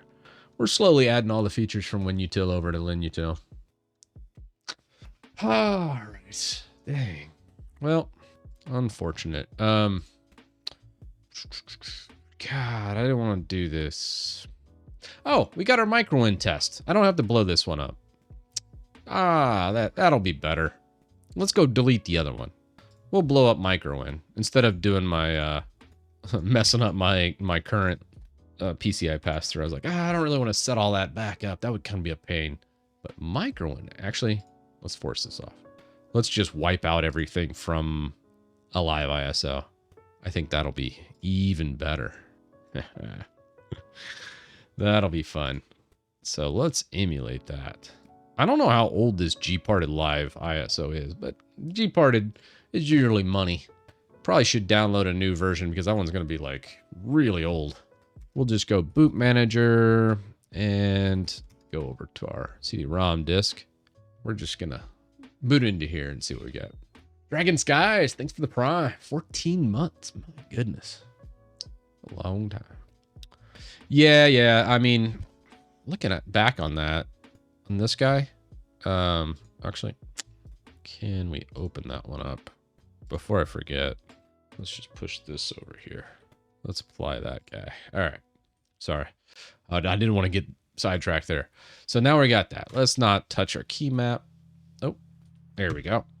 Don't touch key map. We're going to go 33 US English. And yeah, X is fine. That should get us something on the desktop. And Gparted. Perfect. So here is our Windows partition. I think. Yes. So we have the reserve partition. You have this hidden one right here. Let's just delete that. Let's delete that. Let's delete this. And now we won't have a bootable drive, right? So let's just apply. So all we have is a data partition. So this is Windows, but it's not going to boot now. How do you fix it? So I'm going to emulate. You went crazy. You deleted every partition on your entire drive except for the data partition because only a madman would delete the data partition. So you had 4 partitions and now you only have the 1. So how do you boot to it? Because obviously if you don't have a bootloader, well, it's probably going to give you an error, right? I would imagine so. Let's see. Oh no. No boot. No love. So what do? Let's force this off. We're going to pull up, and this one, let's just get the standard ISO. We'll go images, and we're going to rebuild this ourselves because Windows is not going to be any help. Any of these will work. You have an old Windows 10 ISO or Windows 11. All of them are fine. So this time around, we're going to boot into Windows. And you might be thinking, well, do you use like Startup Manager or Repair? No, that never works. I think I've had Startup Repair fix like 1 out of 1,000 times. It'd be time to go to Vegas if you get Startup Repair working for you.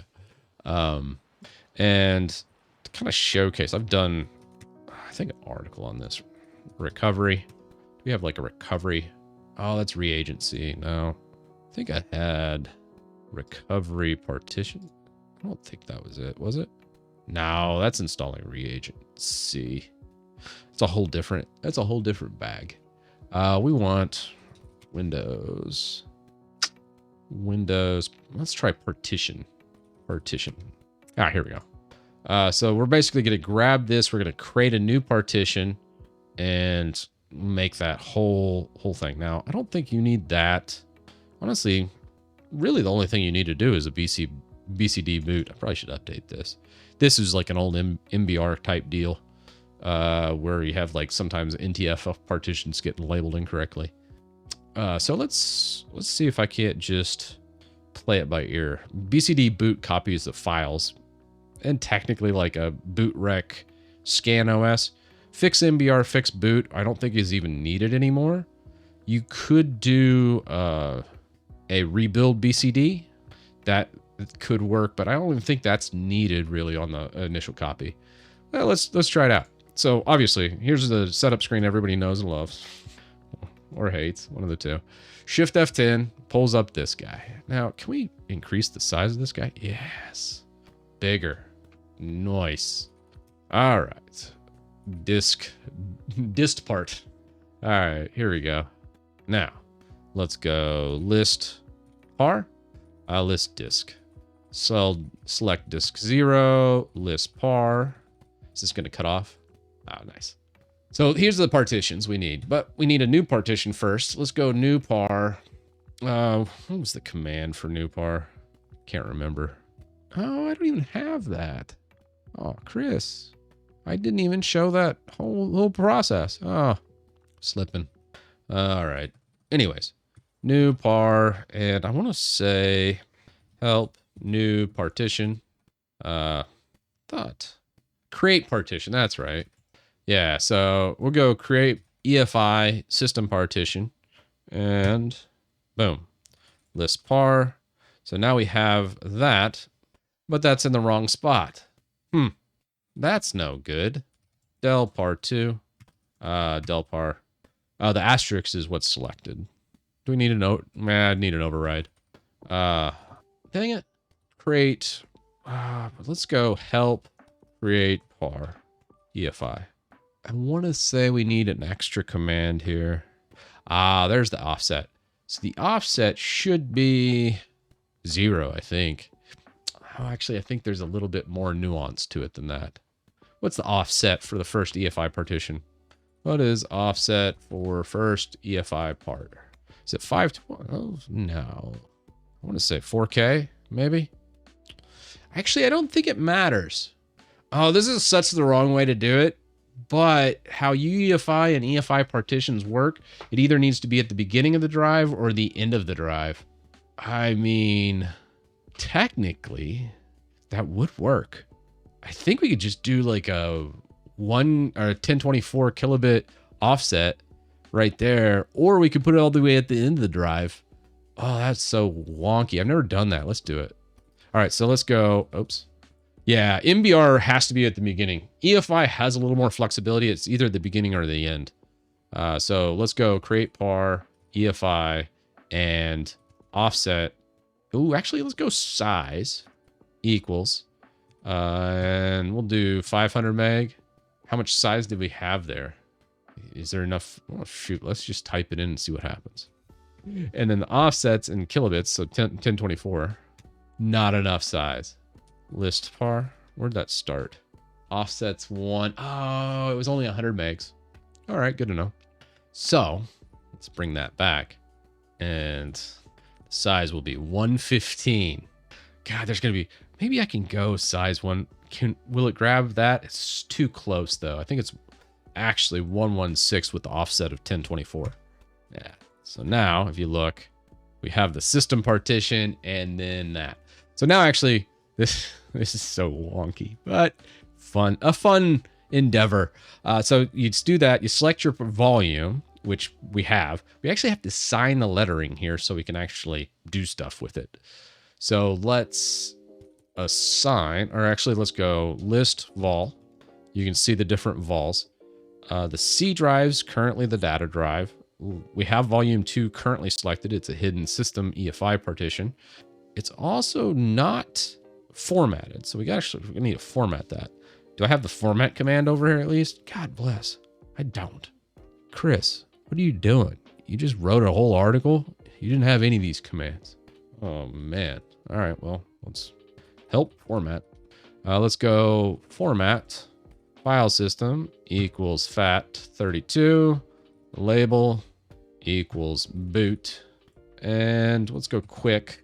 Do we have this vol selected? Yeah, we do. It's fine. I think that's, was there any other options there? Nah, it should be fine. Now if we go list vol, all right, there we go. So we'll change this to the F. Let's go assign letter equals F list vol. So we've formatted, we have a new EFI partition. And when we look at the partitions right here, you can see that. So we have the volumes, the partitions, and if we didn't do anything wrong, we'd be able to rebuild Windows here. So let's see. Let's exit this. And for the boot rec command, now that I know I did actually have in my article. Yeah, so we're gonna go C to F all. So this one should look like this. So, come on. Let's go boot rec and C Windows S, put it to F. You can see where we're going. So we're grabbing all the boot files from the data partition in C. We're then copying those files /S to the F drive right here. So this should put it in the root of F, and we'll do a /all. Now you don't necessarily have to do all. There's another trigger you could use just to do the UEFI version. All will actually copy all of the other ones out. Now I want to say, no, that didn't work. What did I do wrong? I fat fingered something. Oh, F all. Gotta F it all. F all. Now, what did I do? Oh, BCD boot. I'm using the wrong one. I'm such an idiot.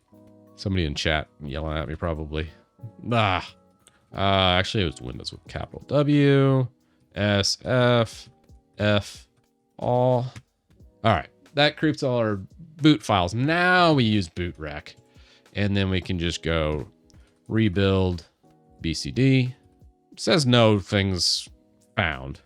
I bet it works though. So if we go, we've copied all those. Yeah, I think that's actually sufficient. This actually, let's see if ScanOS, boot rec doesn't work anymore, I want to say. I think they broke this utility. Yeah.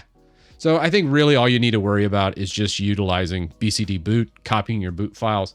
And really, UEFI is so smart, it'll be fine. So we can actually just quit this. Yes. And then it probably will boot. So we got our Windows spinning cog, and it should just drop us right on the desktop. And now if we look at the menu, disk management, you'll notice we have two partitions. We have our EFI partition that was created with an offset of 1024 kilobits. It's 116 megs instead of 100 megs. We have our data partition. We don't have that crappy, like, no nonsense 16 meg partition just hanging out in between these. And you don't have that recovery at the end either, which is basically reagent C. So technically, if we wanted to expand this and say, hey, we need that extra 1 gig, you could actually just take it, grab all that and go, yep, just expand that. Give that all to me. Done. So now you're utilizing your entire drive to its fullest. And then if we just give that a reboot, it's good. Yeah. So really all you need is BCD boot to make all this work. Yeah, I need 200 on this one. It's just changed over the time because we used to use boot rec a lot, and now it's basically broken. I don't even think boot rec works for the BCD rebuild. I almost want to reboot into it because it should see the BCD database, which BCD is like boot control database, I think is what it stands for. But it actually should show everything, and it should say, hey, you have this many active Windows installs. Once upon a time, that always worked. And maybe it just needed to be booted once. I kind of want to see. Does boot rec just not work at all anymore? I mean, I wouldn't put it past Microsoft just breaking it. Let's see. All right, so then we have this. We're just going to go Shift F10 and list par. Oh, let's go disk. Actually, I think we can just go boot, rec, scan OS. Come on, give me one. Yeah, they broke it. Okay, so boot rec's just a pointless command all around anymore. You're just not going to see anything with Windows 11. Windows 10 probably still shows it, but I don't know. I don't know what they did with Windows 11 to break boot rec. Huh, wild. What's up, wise guy? Oh, man. Yeah, that was kind of crazy. DOS was bought for providing an OS for the IBM partnership, and a Microsoft license system was created. Yeah, it's kind of wild. Like a whole quick and dirty DOS or QDOS was like a blatant ripoff of, oh God, I'm drawing a blank. Gary Kildall's system. For some odd reason, I can remember his name, but I can't remember his version of DOS, which was actually a lot better than what Microsoft put out. Wasn't it like system? God, what was it? Let's update this too. No, it wasn't OS2. That's IBM. Gary Kildall's system was. No, that wasn't it either. Gary Kildall system. CPM. That's it. Yeah. No, the CPM operating system.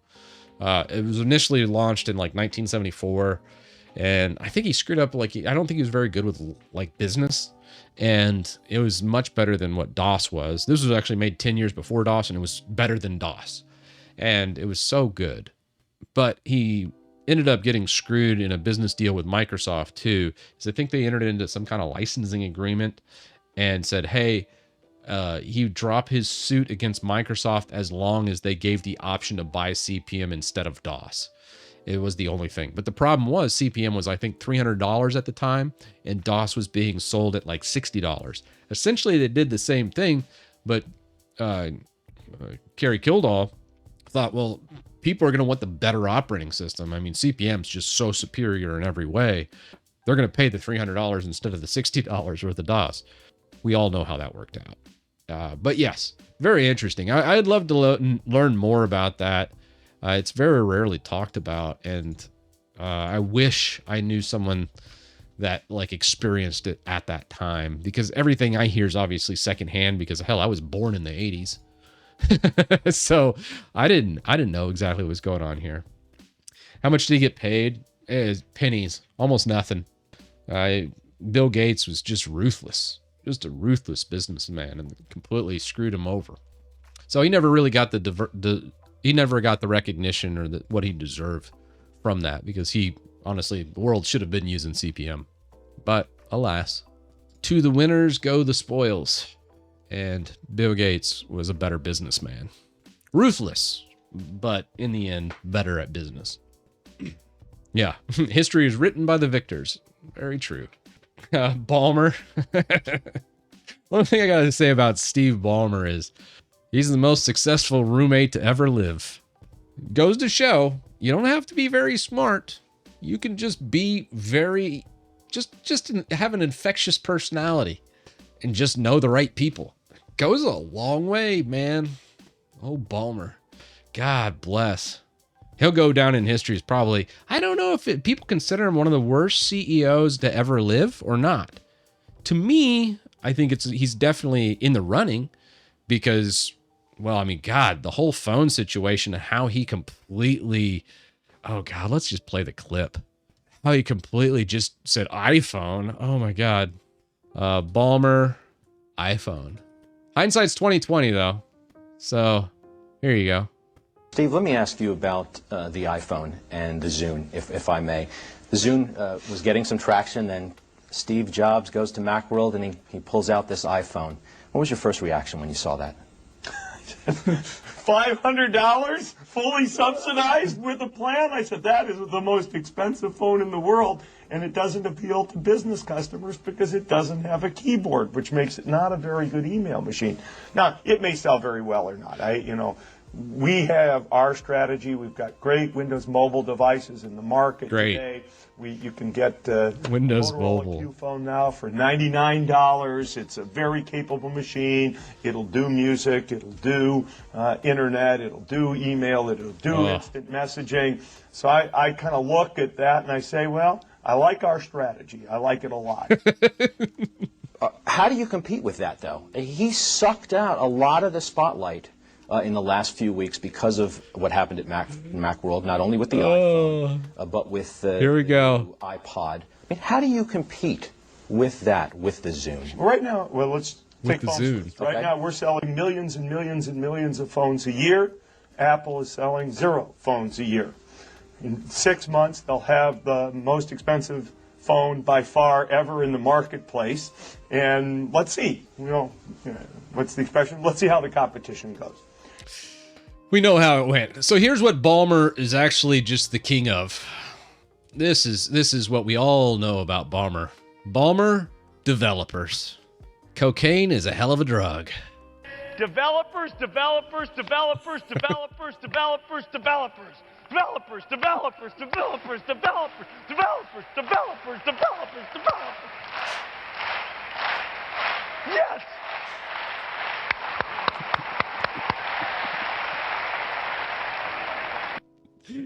Oh, it never gets old. Oh, Steve Ballmer. God bless him. I take back what I said. He's possibly one of the best CEOs ever. Not from a business standpoint, but damn, from an entertainment standpoint, I could just sit here and play Ballmer clips all day long. Oh my gosh. Oh, one more. I'm sorry. I just had to. Ballmer, Linux cancer. There's not a video of that, is there? No, I don't think we ever really got that. I think that was an internal memo. It was leaked that he thought Linux was cancer. Anywho, that was fun. One hell of a cheerleader, though. God bless him. Old Steve Ballmer. Most successful roommate in all time, man.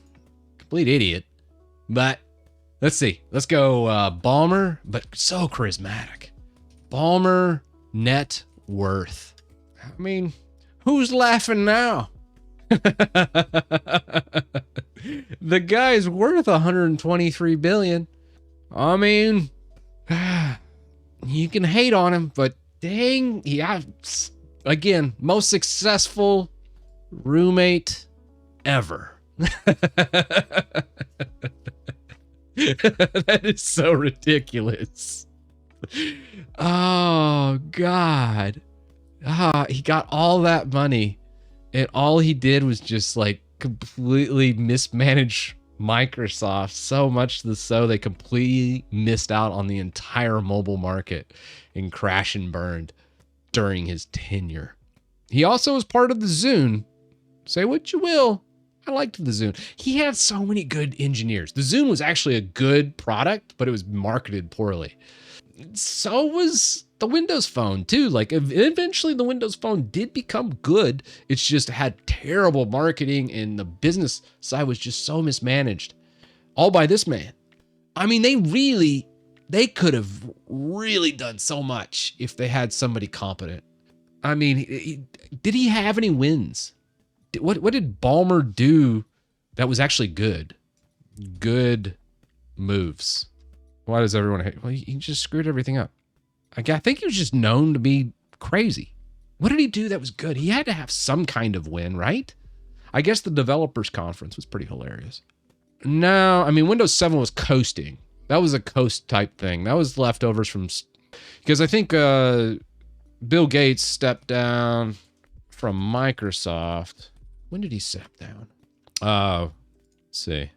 That was CEO in 2000 was when he stepped down. So 2000 XP would have been credit to Bill. Maybe Windows 7 and Vista was another bomb. But I mean, I liked where Vista went. It had to push like 64-bit software, and God, the system requirements was insane with Vista though. It was such a jump from XP. Yeah, I don't know. I guess you could give Windows 7 to him. Windows 7 and honestly, Windows Server 2008 R2 is probably my favorite Microsoft operating system. Probably my most used out of all. So, yeah, that's wild. Oh, God, Windows ME was the worst. That was the worst operating system ever created. Yeah. Anywho. Yeah. What do we have? Pull requests? Do we have any more pull requests? I think we had a little bit. Oh, the downloader that Drift's working on. We still needed to look at that PR for the MicroWin. We could delete this. Let's delete QCal. Yeah, that's fine.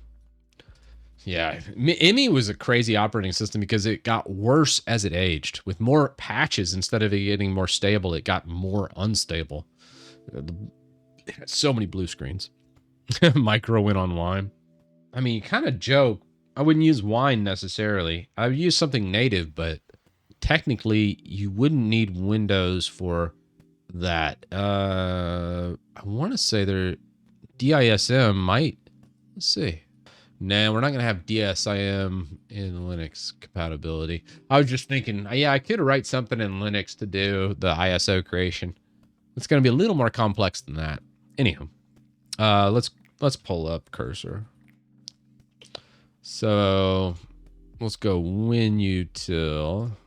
Let's pull up our last PR from. We hadn't even pulled down all these changes. Oh, geez. I was doing a whole bunch of stuff with DWM. I don't know if I'll keep that or not. I'll mess with that another day. Let's look at our history here. So what happened here? Let's go to the Win helper. The new unattended. We're adding a param to it.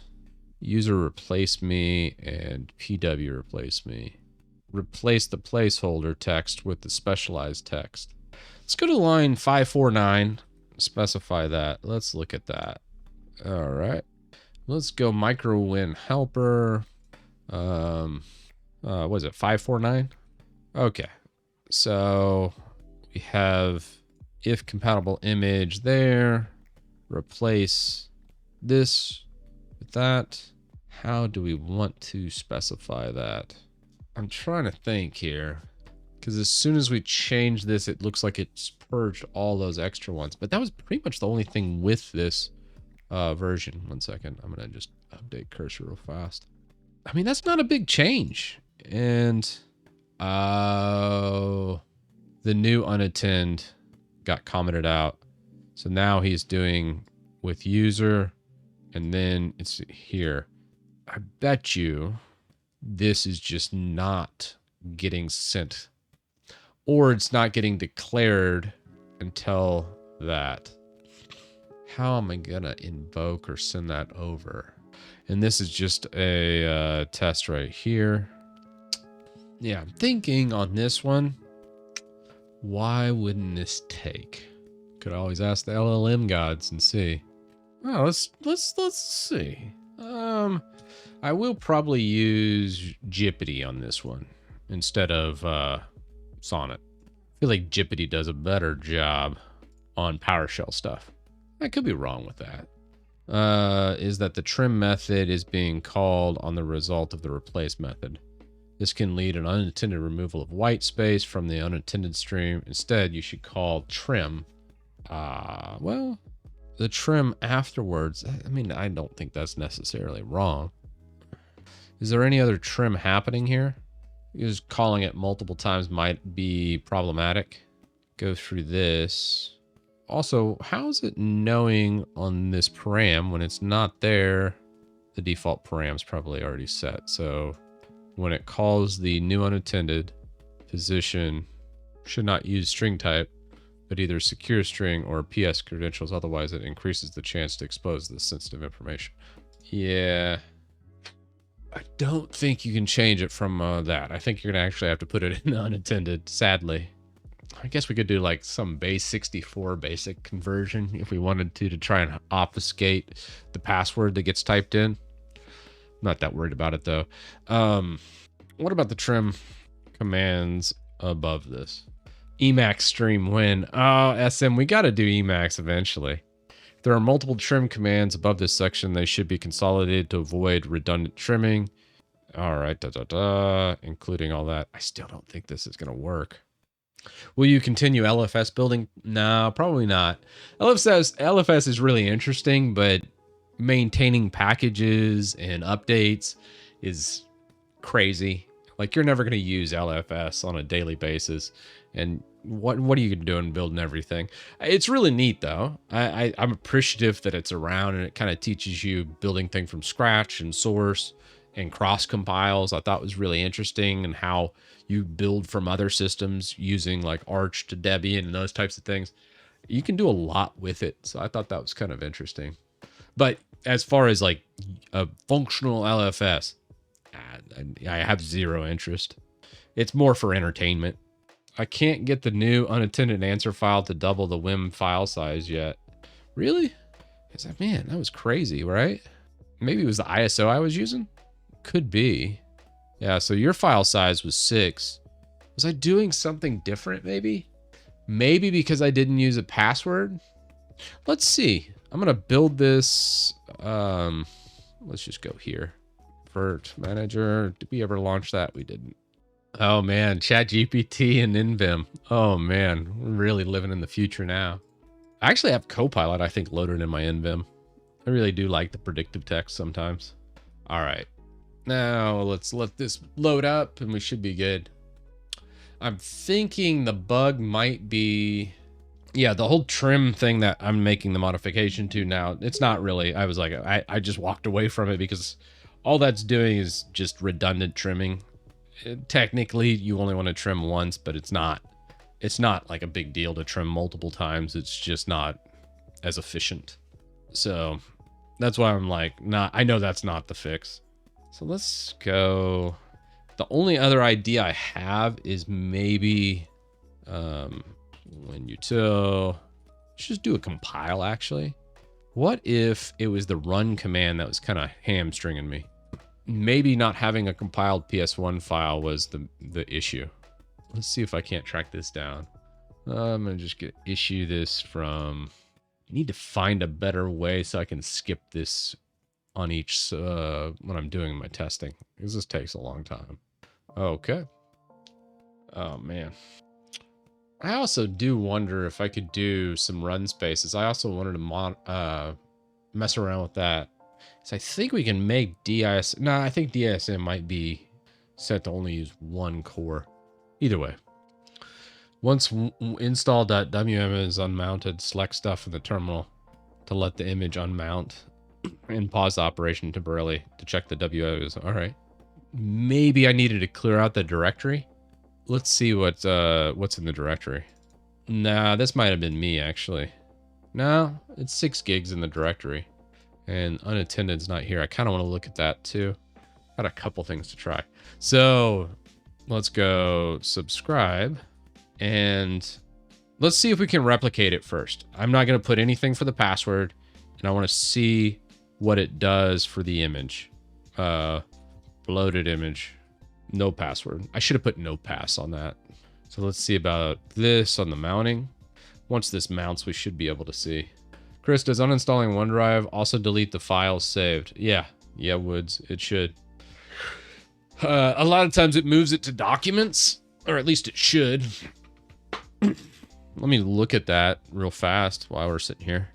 Where was that? OneDrive uninstall. I think I have that actually in tweaks.json. Been a minute since I did that. Let's go config, tweaks.json, and let's go OneDrive. So what it's doing, get out of here. All right. What it's doing is we are removing the OneDrive, getting rid of the registry path, then checking to make sure we uninstall. But before it does that, copy downloaded files from OneDrive folder to the root of user profile. So this should grab your documents and all that, roboform this, copy it over into the user profile and move them. So it moves them into the home folder. So this is C users Chris or whatever your username is. No new window. It should wait for that to done. So once that process is done, then it goes through and removes the rest. So it doesn't delete.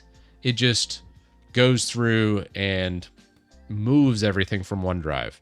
And then once that's done, that should be good. Now, one thing I'm kind of curious on, if OneDrive is running and you're signed in, I bet you it could delete it from your OneDrive. Although, no, it's uninstalling it here. So now, once it uninstalls OneDrive, it shouldn't be running in memory.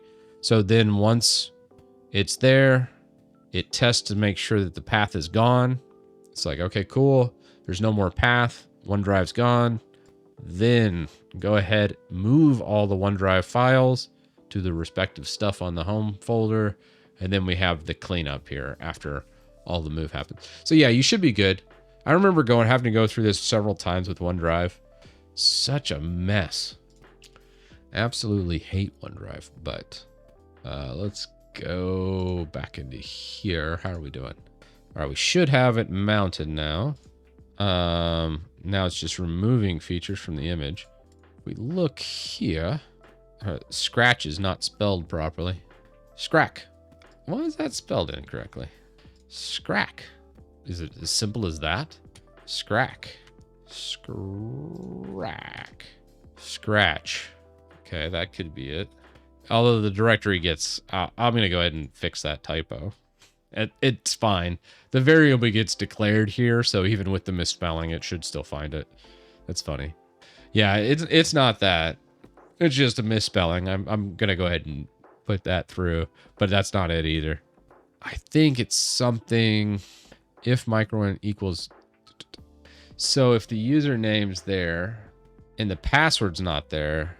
I know it did it. So here's the logic. I found it. Okay. This is a funny one. So if username, let's say I did username subscribe, this does not get fired off, right? So we hit the else statement.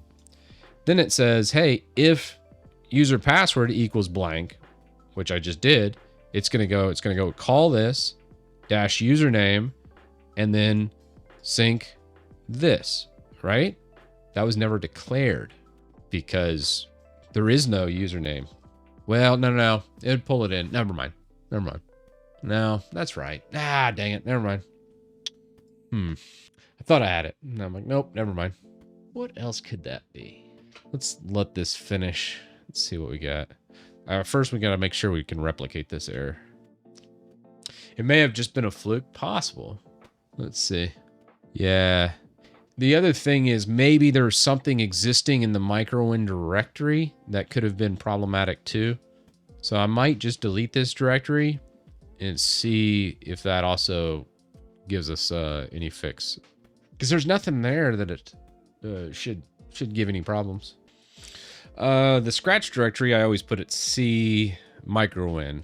And maybe it had like an older version is what I was thinking. So if you look, we specified this. We are not using the ISO directory as the Scratch directory, so it should go into MicroWin. We selected that ISO, mounts it all, goes through, cleans things up, and then the user settings for the username we're putting subscribe, password we're putting blank. And we already walked through the if-else logic. All that actually was good. Initially, I thought there was a problem, but now after looking at it, I'm like, oh wait, no, never mind. We're good. The only other thing I could think of on the logic here is... What if user password? So if you go over to params at the very beginning here, yeah, that's fine. We're changing that trim. Although I don't think we need to do this trim or this trim as well. We'll only do one trim. And if you look at the top here, user password string position 1, mandatory position 0, username. This one's not mandatory. User password. So if there is no user password, it never gets declared. So if the variable's not there, how's it going to use it down here?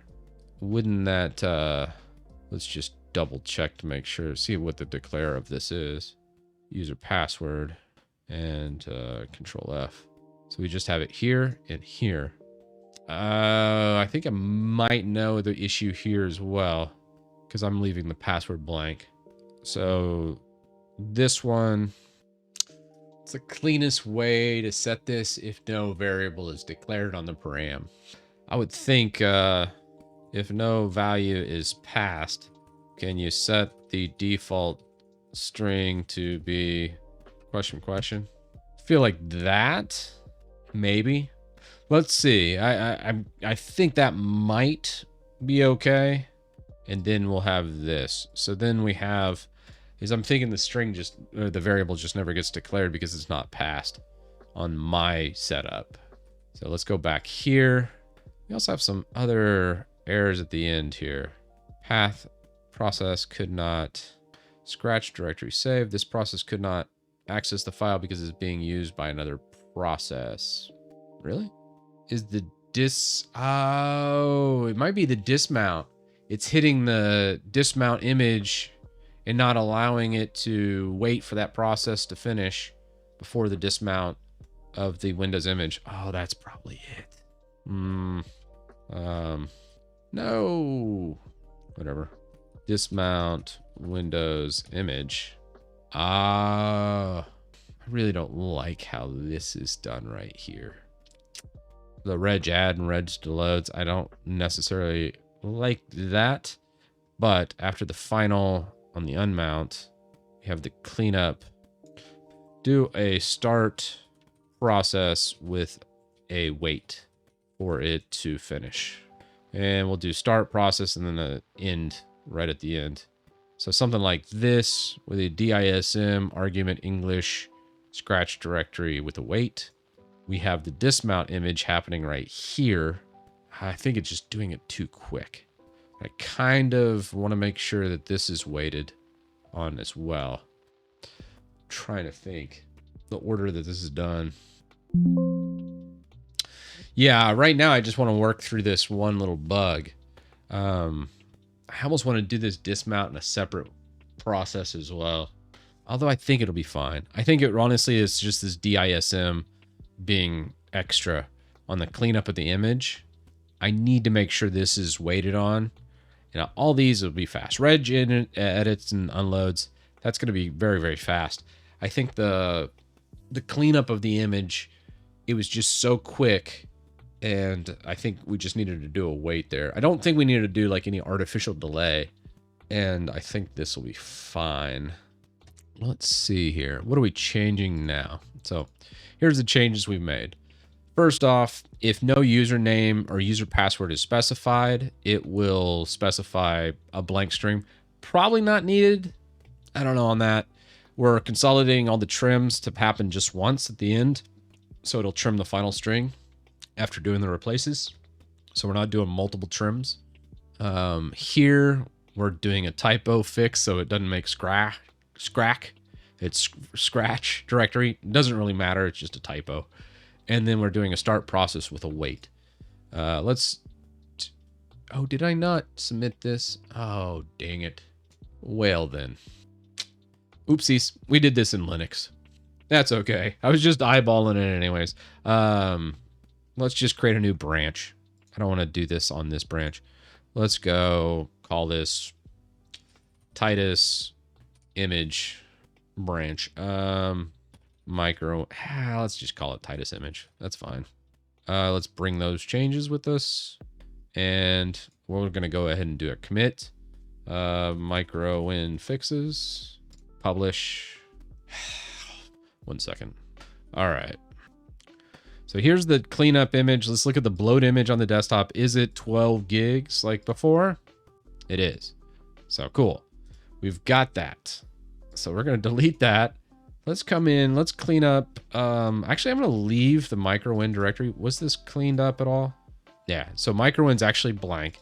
There's nothing in here. So it does clean up afterwards. So let's cancel this. I think honestly, so here's the bug. I think it is. I don't think it's anything to do with the password, even though I think it is good practice to probably set the value of that string if there's nothing in there or nothing's getting passed. I think the big thing here probably is the fact it's finishing, and on my VM machine, it's not waiting for a cleanup of the image before it goes ahead and starts to dismount and make the image. Or would it be the dismount before it starts making the image? Ooh, that could be it too. All right, let's switch over here. I think that's it. I'm gonna do it in a couple different spots. Oh, this is, yeah. Oh, that's weird. If you look at this, it's removing the space for the precompile. Oh, wouldn't that break it? It's the precompile too. God bless. So I think the parameter here. No, I don't think this would break it. Maybe though. Why did it remove the space on the username? That's interesting. Either way, whatever. Discard. Let's fetch. Let's just switch over to Titus image. All right, switch over to Titus image. I think I got to clear up some of this. All right, we'll fetch it over here. And I need to stop using that. Okay. Now let's look at the image dismount. So from here, let's just go dismount, Windows, image. When this dismount happens right here, it then immediately moves to the next try block. And I think it starts exporting before the dismount happens. I want to put this in another start process. Put in a start process, wait. So it waits for it to unmount before proceeding. I'm okay with this. The dismount image is almost like an alias, and DISM, changing it from dismount Windows image to DISM makes it more compatible. I think it's something in that regard. I don't think that's an issue. I'm trying to think. Okay. So we have the export image. And I kind of want to check to see if this is done before exporting. Although I think it should be fine. I don't like to mix now that we've switched it all to DISM. I kind of want to finish this export. Let's ask, see what it thinks. See if it hallucinates or gives me good advice. Should I switch this to DISM instead of using export Windows image? You can switch it to exporting of the Windows. Here's how you can modify. Is it better, though? Whether using DSM is better depends on your specific requirements and environment. Here's some considerations. Export Windows image, PowerShell native, PowerShell commandlet, more convenient for those already working within a PowerShell script. Error handling, PowerShell commandlets generally provide more straightforward error handling and integration from features. Readability. DISM, more flexible, could be used outside of PowerShell. Compatibility might be more consistent across different versions of Windows, as PowerShell commandlets can change or get deprecated or depreciated. I always mix up. Is deprecated even a word? I think it's just depreciated. I screw that up all the time. Failed English class. Performance. There might be a slight performance differences, but there are generally negligible in most profiles. Okay. Kind of want to switch this to DISM. Oh no, is it time for another Windows 7 PSA? Oh my gosh. You can lead a horse to water, but you can't make him drink. I think I've said it once, I'll say it again. Stop using Windows 11. Come on now. If you're offline, sure, use it all day long. I don't care.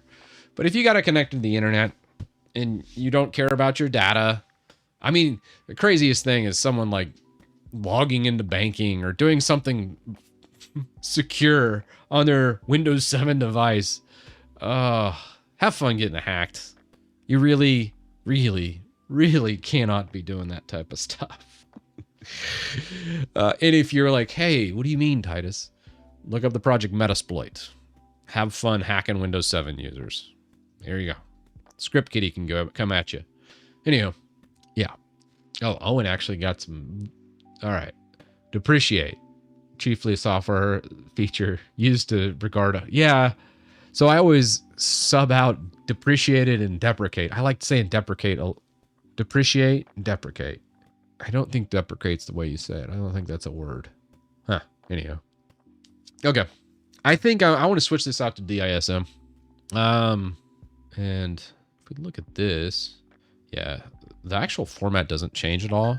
I think we will do a start process. Switch to start process DISM with a wait. So we'll do start process DISM, export image, source image file, mount directory with install WIM, source index. Changes a little bit with the tags here, but that's correct. Destination image file is the WIM instead of path, and then compress max, and then we have the wait. I like that better. I think that's just going to be cleaner. One, if you're using PowerShell 5 instead of PowerShell 7, I think this command would fail. Do we have it anywhere else? Unmounting image. All right.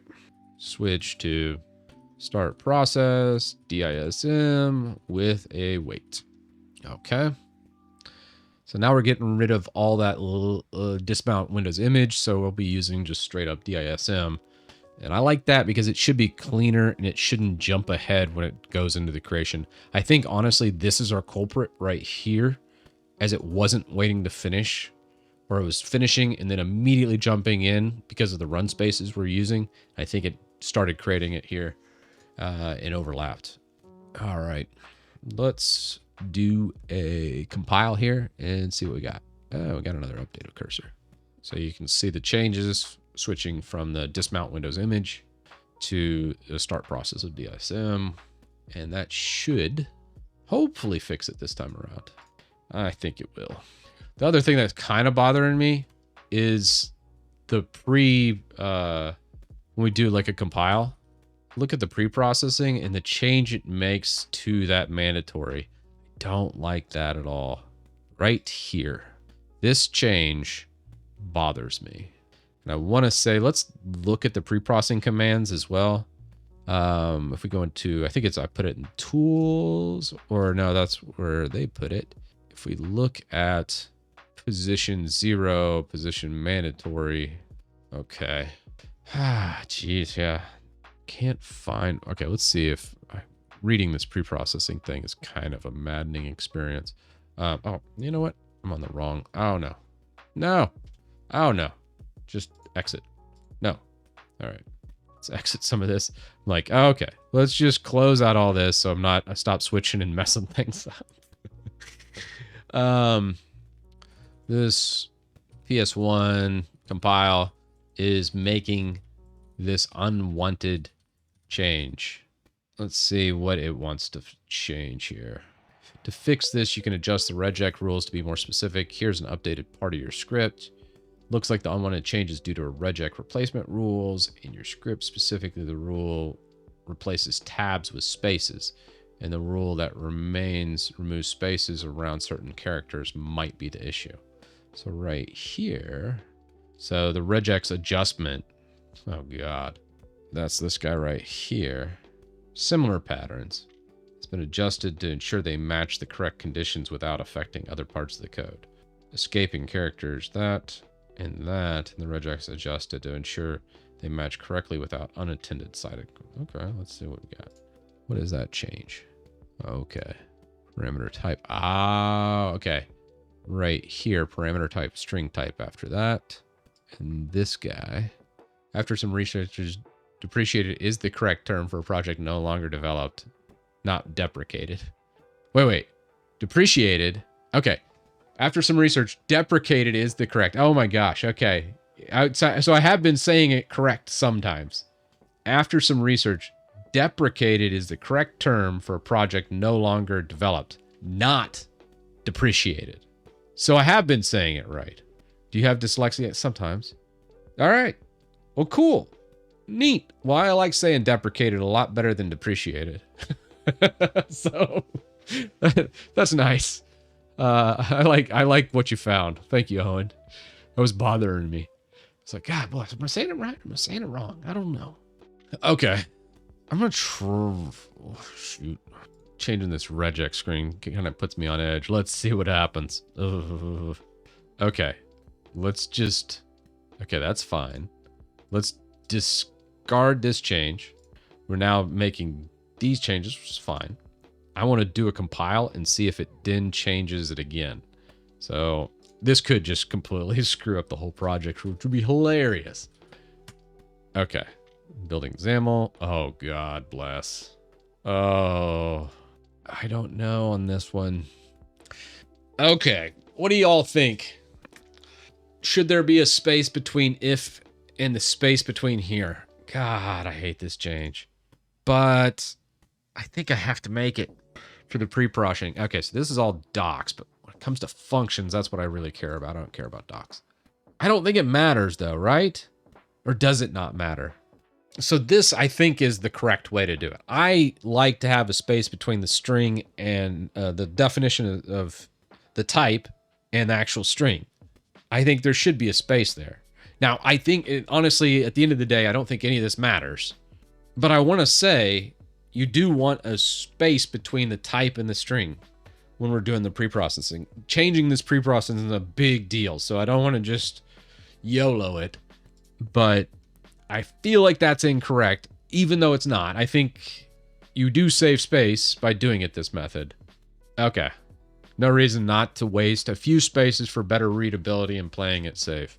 I've always coded this way. That's when I saw this, and I'm like, I don't really like it. Again, I don't think it really matters from a compile standpoint. You do save some from the spaces, but I was like, I kind of want to change this, having the extra space right here, like for if statements. So you also see it on if statements when this is done. God, adding all these spaces is a little on the ridiculous side of things. Okay, so someone says space between type is weird. It's not mandatory. This is not mandatory. This is just me going, I don't like it being smushed together. At the end of the day, it adds a little bloat by adding a space between the type and string. But I like it from a readability standpoint because that's just how I've always coded it to look. Okay. God bless. That is a lot of changes, though. Don't think too much. This is something that's like, I guess it shouldn't matter either way. All right, I'm going for readability. Hikari chimed in. I'm going with it. So that's what we're just gonna do. I don't like making that many changes. But at the end of the day, I think we're gonna fix this. Let's go and start compiling this yeah. I like the standardization of having a precompile script, but man, does it scare the hell out of me on a GitHub project. Just doing like a git status, you're like, oh my God, it changed everything.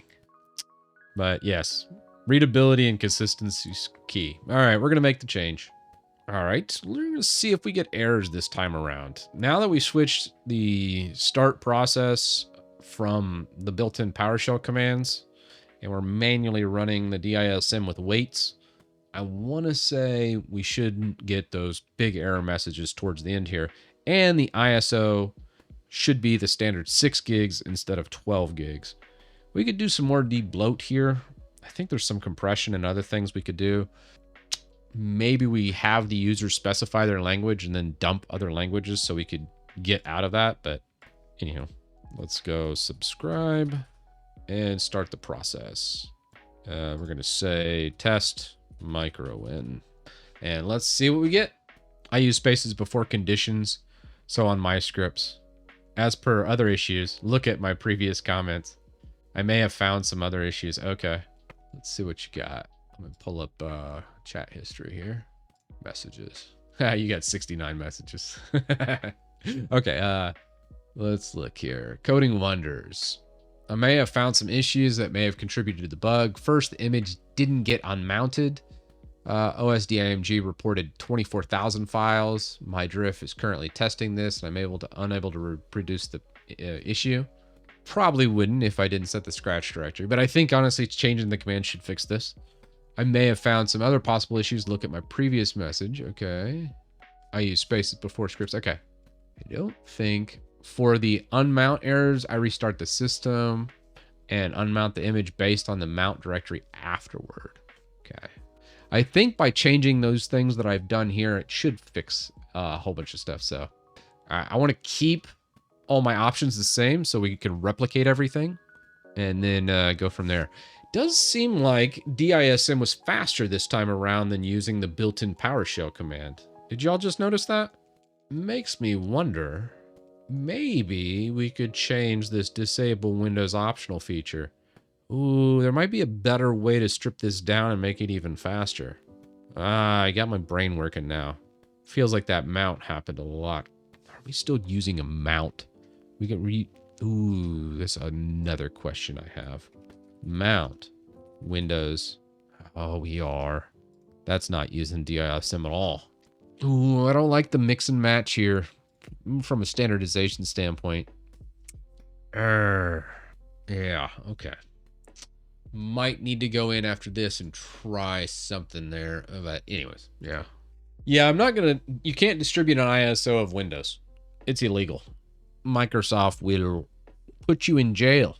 You might think I'm joking, but there's a guy that literally distributed ISOs and got put in jail for illegal distribution of Microsoft Windows. So you will never see an ISO from me. You have to make your ISO. I can make it as easy as possible to get that ISO, but I cannot make it for you and have you download an ISO. ISO images have to be downloaded from Microsoft. Super important. Chris is right. A Norwegian guy got put in jail. He literally did nothing wrong. I think if it was the same guy, I don't know if it was a Norwegian guy. I think this guy was actually in California. The one I was thinking about. Good to know there's somebody else that also got put in jail for this.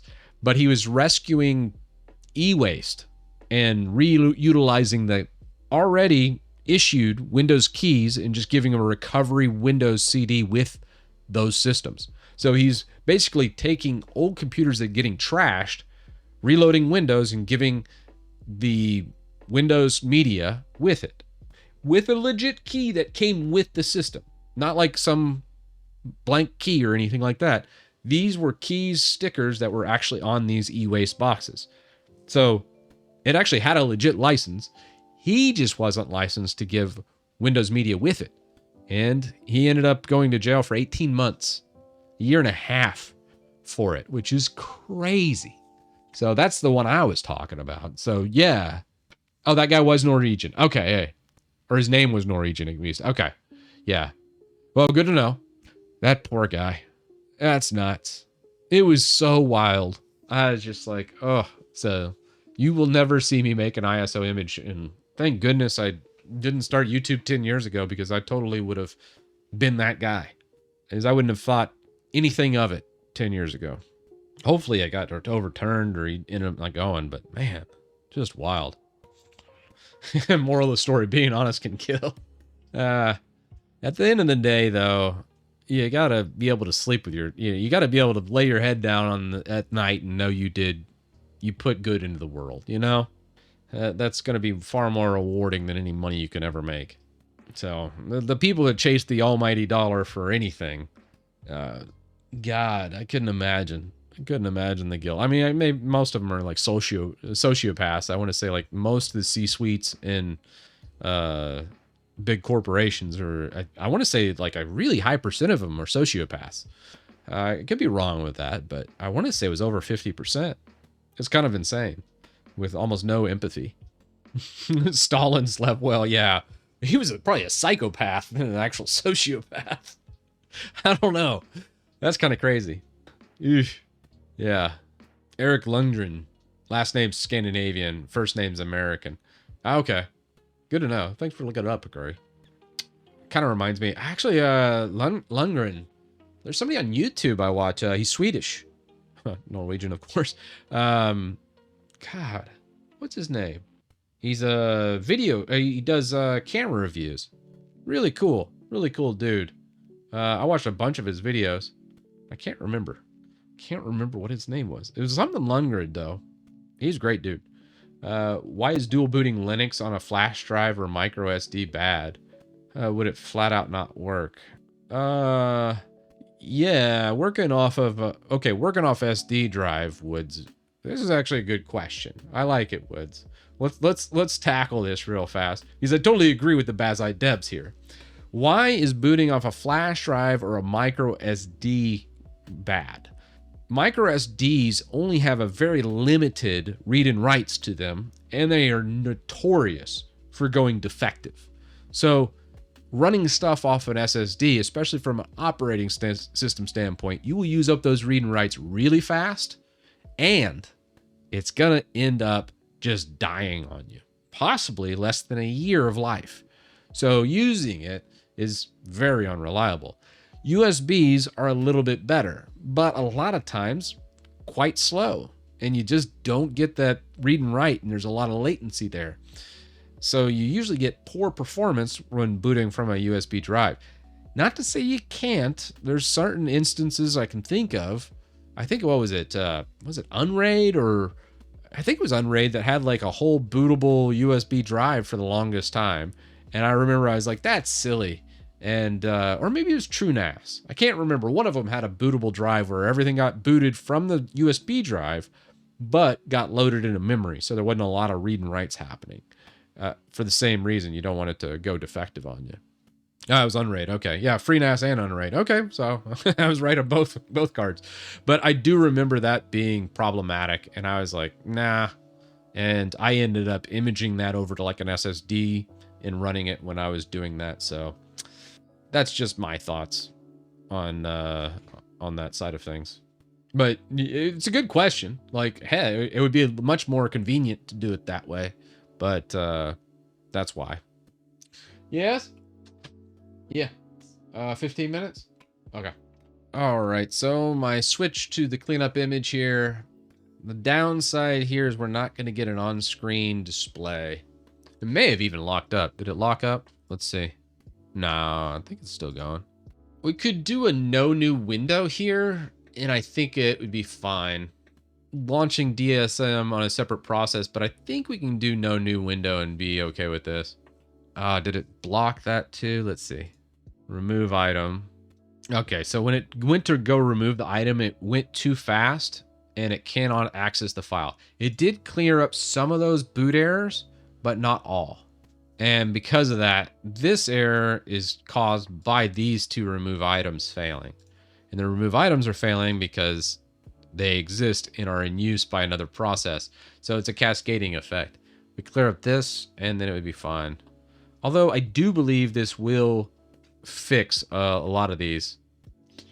It may be including install WIM and install.wim2 in the ISO file. Let's take a peek. We can always mount this image afterwards too. I do like this new start process. It's much cleaner. It's just right here on this export. Remove old install WIM, rename to install2.wim. And if you look, I think that's exactly what's happening. Yeah, I think you called it. Let's go into sources. Install WIM. Yeah. That's exactly what's happening. So you can see the default and then the new right there. Very close. So yeah, that's gonna fail on us, but very good too. So let's go. Let's see, where is that? So unmounting, create ISO. It would be right here. So here is the start process. This one needs to be no new window. Wait, this one, this install WIM. Yeah, that's going to just be the 12 gigs. All right. Probably the best way to do this. We could do an artificial delay here. I kind of want to stop from that, but you know, hey, let's go no new window. Let's go this cleanup right here. And I don't think we had it anywhere else on the start process. So that's fine, but what is the best way? I think we have to do an artificial delay. I wanted to avoid that, but I feel like it's almost there, and then it's just hitting this remove item a little bit too fast right in here. So I don't want to do an artificial delay though. So right after this, right here is where our logic fails. Let's see what old LLM has. Let's say write logic to wait until the install.wim unlocks so it can be removed. I like it. Cayman, thanks for the prime. All right, so then let's take that. Oh, God bless. Let's just cancel that. Wait for install WIM. That's fine. Try. All right, wait, test path, winstall, get item is read only. Feel like that seconds 5 is a bit much, right? And I think we can make this look a lot prettier too. I do like the get item is read only right here. I think that's pretty slick. I don't think I've ever coded something like that. So this is just an instance where like LLMs sometimes can give you some good ideas. The start sleep is kind of jank though. Because that's just going to spam wait for install WIM to finish. So let's give this a whirl. Still don't like that. Is there a way? What's the most elegant way for this to go? Make this prettier for mass usage. Let's see what it comes up with. No, that looks awful. Use PowerShell and graphics. There we go. What do we got? That's a lot of commands for something so simple. Okay. That's funny. So it's a little bit Windows logic here, the show, and then it just sits there. Oh, okay. So this draws it all, gives it an animation, and then it just sits here in a for loop for a second. So it gives the user something to look at. I mean, it's kind of jank. I would like it in line with the CLI, but it's kind of funny. I mean, that is pretty. Ah, hell, let's give it a whirl. I got one more in me, I think. So let's give it a compile and see what we get. This is autosave, right? Yeah. I was about to say. All right. Come on, quickly get through it. See, MicroWin. How many times can I build an ISO in one sitting? The agony of working with Windows ISOs. I gotta find a faster way. There's gotta be a faster way to work with Windows ISOs. Yeah, I mean, that's almost every progress bar ever made in Windows is just fake. It's just give the user some eye candy to stare at while it does its thing. Yeah, I still use NeoVim. If it's like, if it is, let me think here. If it's like a config file or something short, it's just bigger projects with multiple files. I just have a hard time being efficient in NeoVim. Total skill issue here by me, but eventually I get there. Let's start the process. All right, save, replace. Here we go. How to inject drivers. You just do the README. You can do an export Windows drivers command, or you could use, there's plenty of open source projects to export your drivers, or you could just download the drivers and then set them all up for you.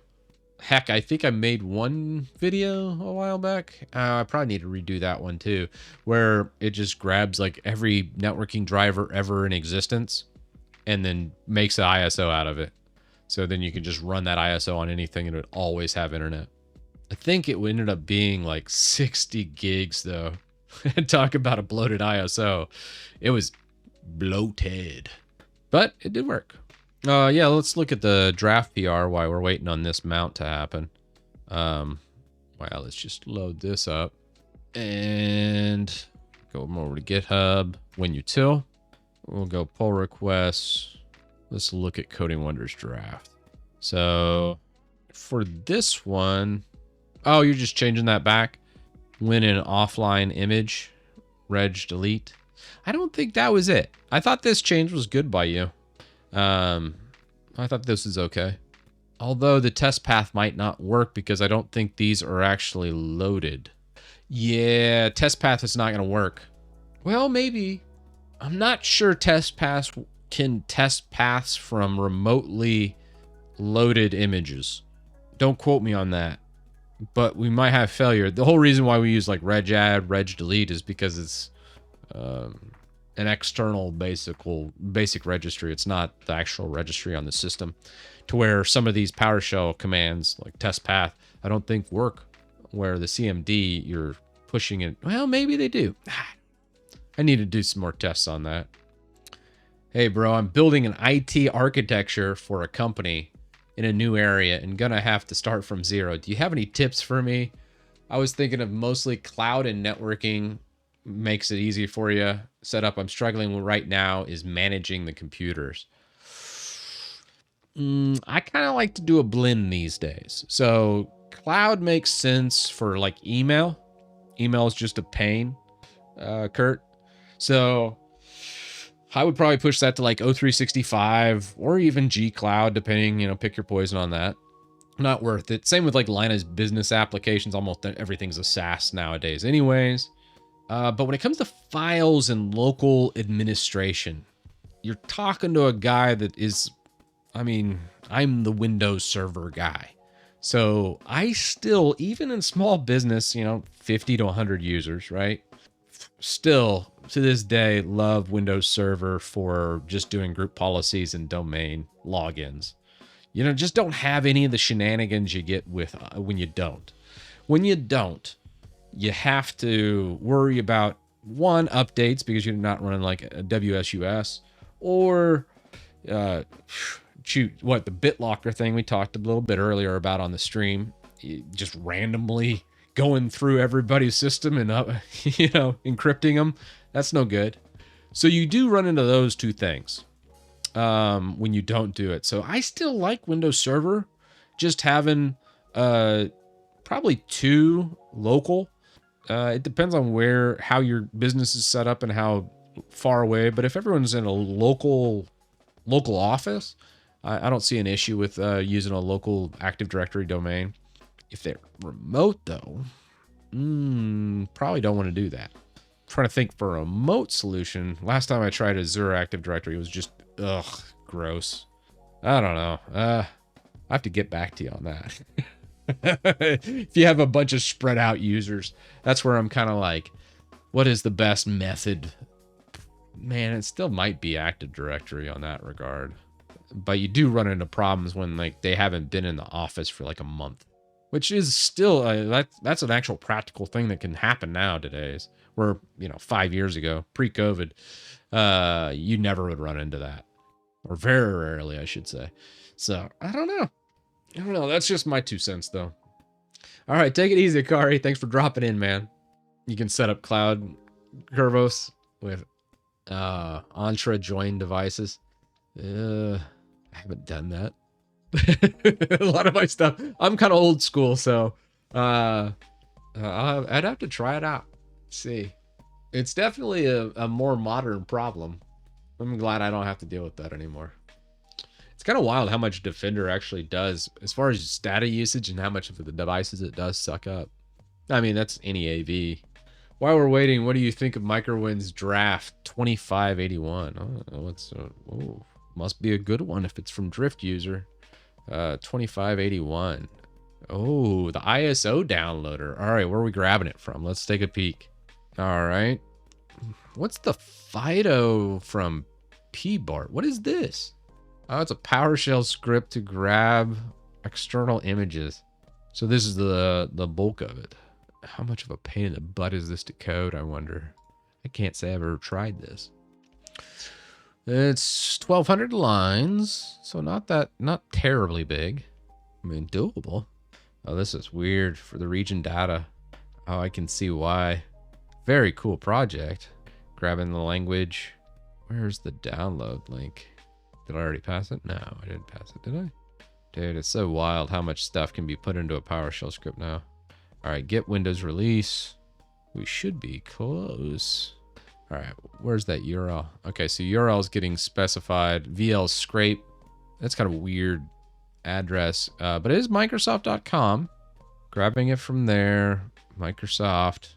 Querying, changing. Dude, there's so much. This guy put in some work. Oh, this would be a nightmare to code. That's kind of cool, though. That's a neat script. Shout out to P. Battard. Sorry for butchering your name. Good night. That's cool, though. I've never used this before. I'm definitely going to try that out some more, Drift. Just do a full on implementation of it. That'd be pretty cool. I think people would be like, dude, that's awesome. Oh, crap. Do we see any errors? Ah, it's locked up. It locked up because it can't get to the install WIM. I bet you it's still sitting there just waiting with both of them right here. Let's go to sources. Yeah, it's waiting. Oh, crud. Wait. Nope. Did it just make all of them? I said no new window. Exporting image. And we do run into this invoke W. Oh, you know what? That function I think changed. This should call invoke the other one. Oh, did it die on me? Unmounting the image. Gotta fix this. Gotta go no new window here. Unmount image. I missed one. I was like, oh, all right. No new window.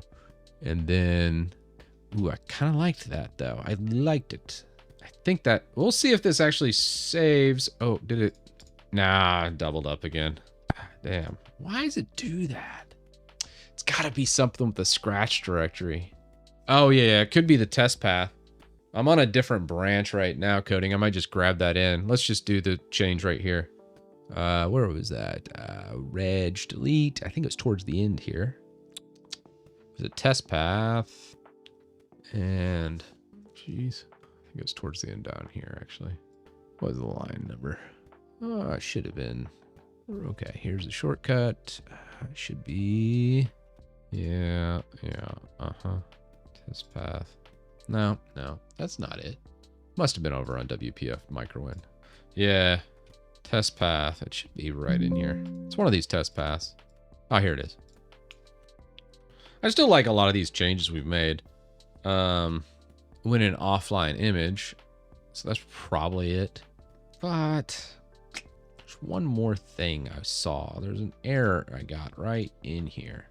This, fix that. So you got invoke MicroWin. Now why WPF MicroWin and this unexpected parameter could not be found that matches the name and. Line 3787. File, open file. All right, fine. Let's go to that 3787. It's there. And what am I missing? That's definitely it. There's no params. And I do not see what it's talking about here. That's the only error I haven't cleaned up yet on this creation. Well, there's also that. Still having a problem. Even after all this, I'm kind of like, I feel like just dumping all these changes. Yeah, so it's probably just that one basic change, Coding Wonders.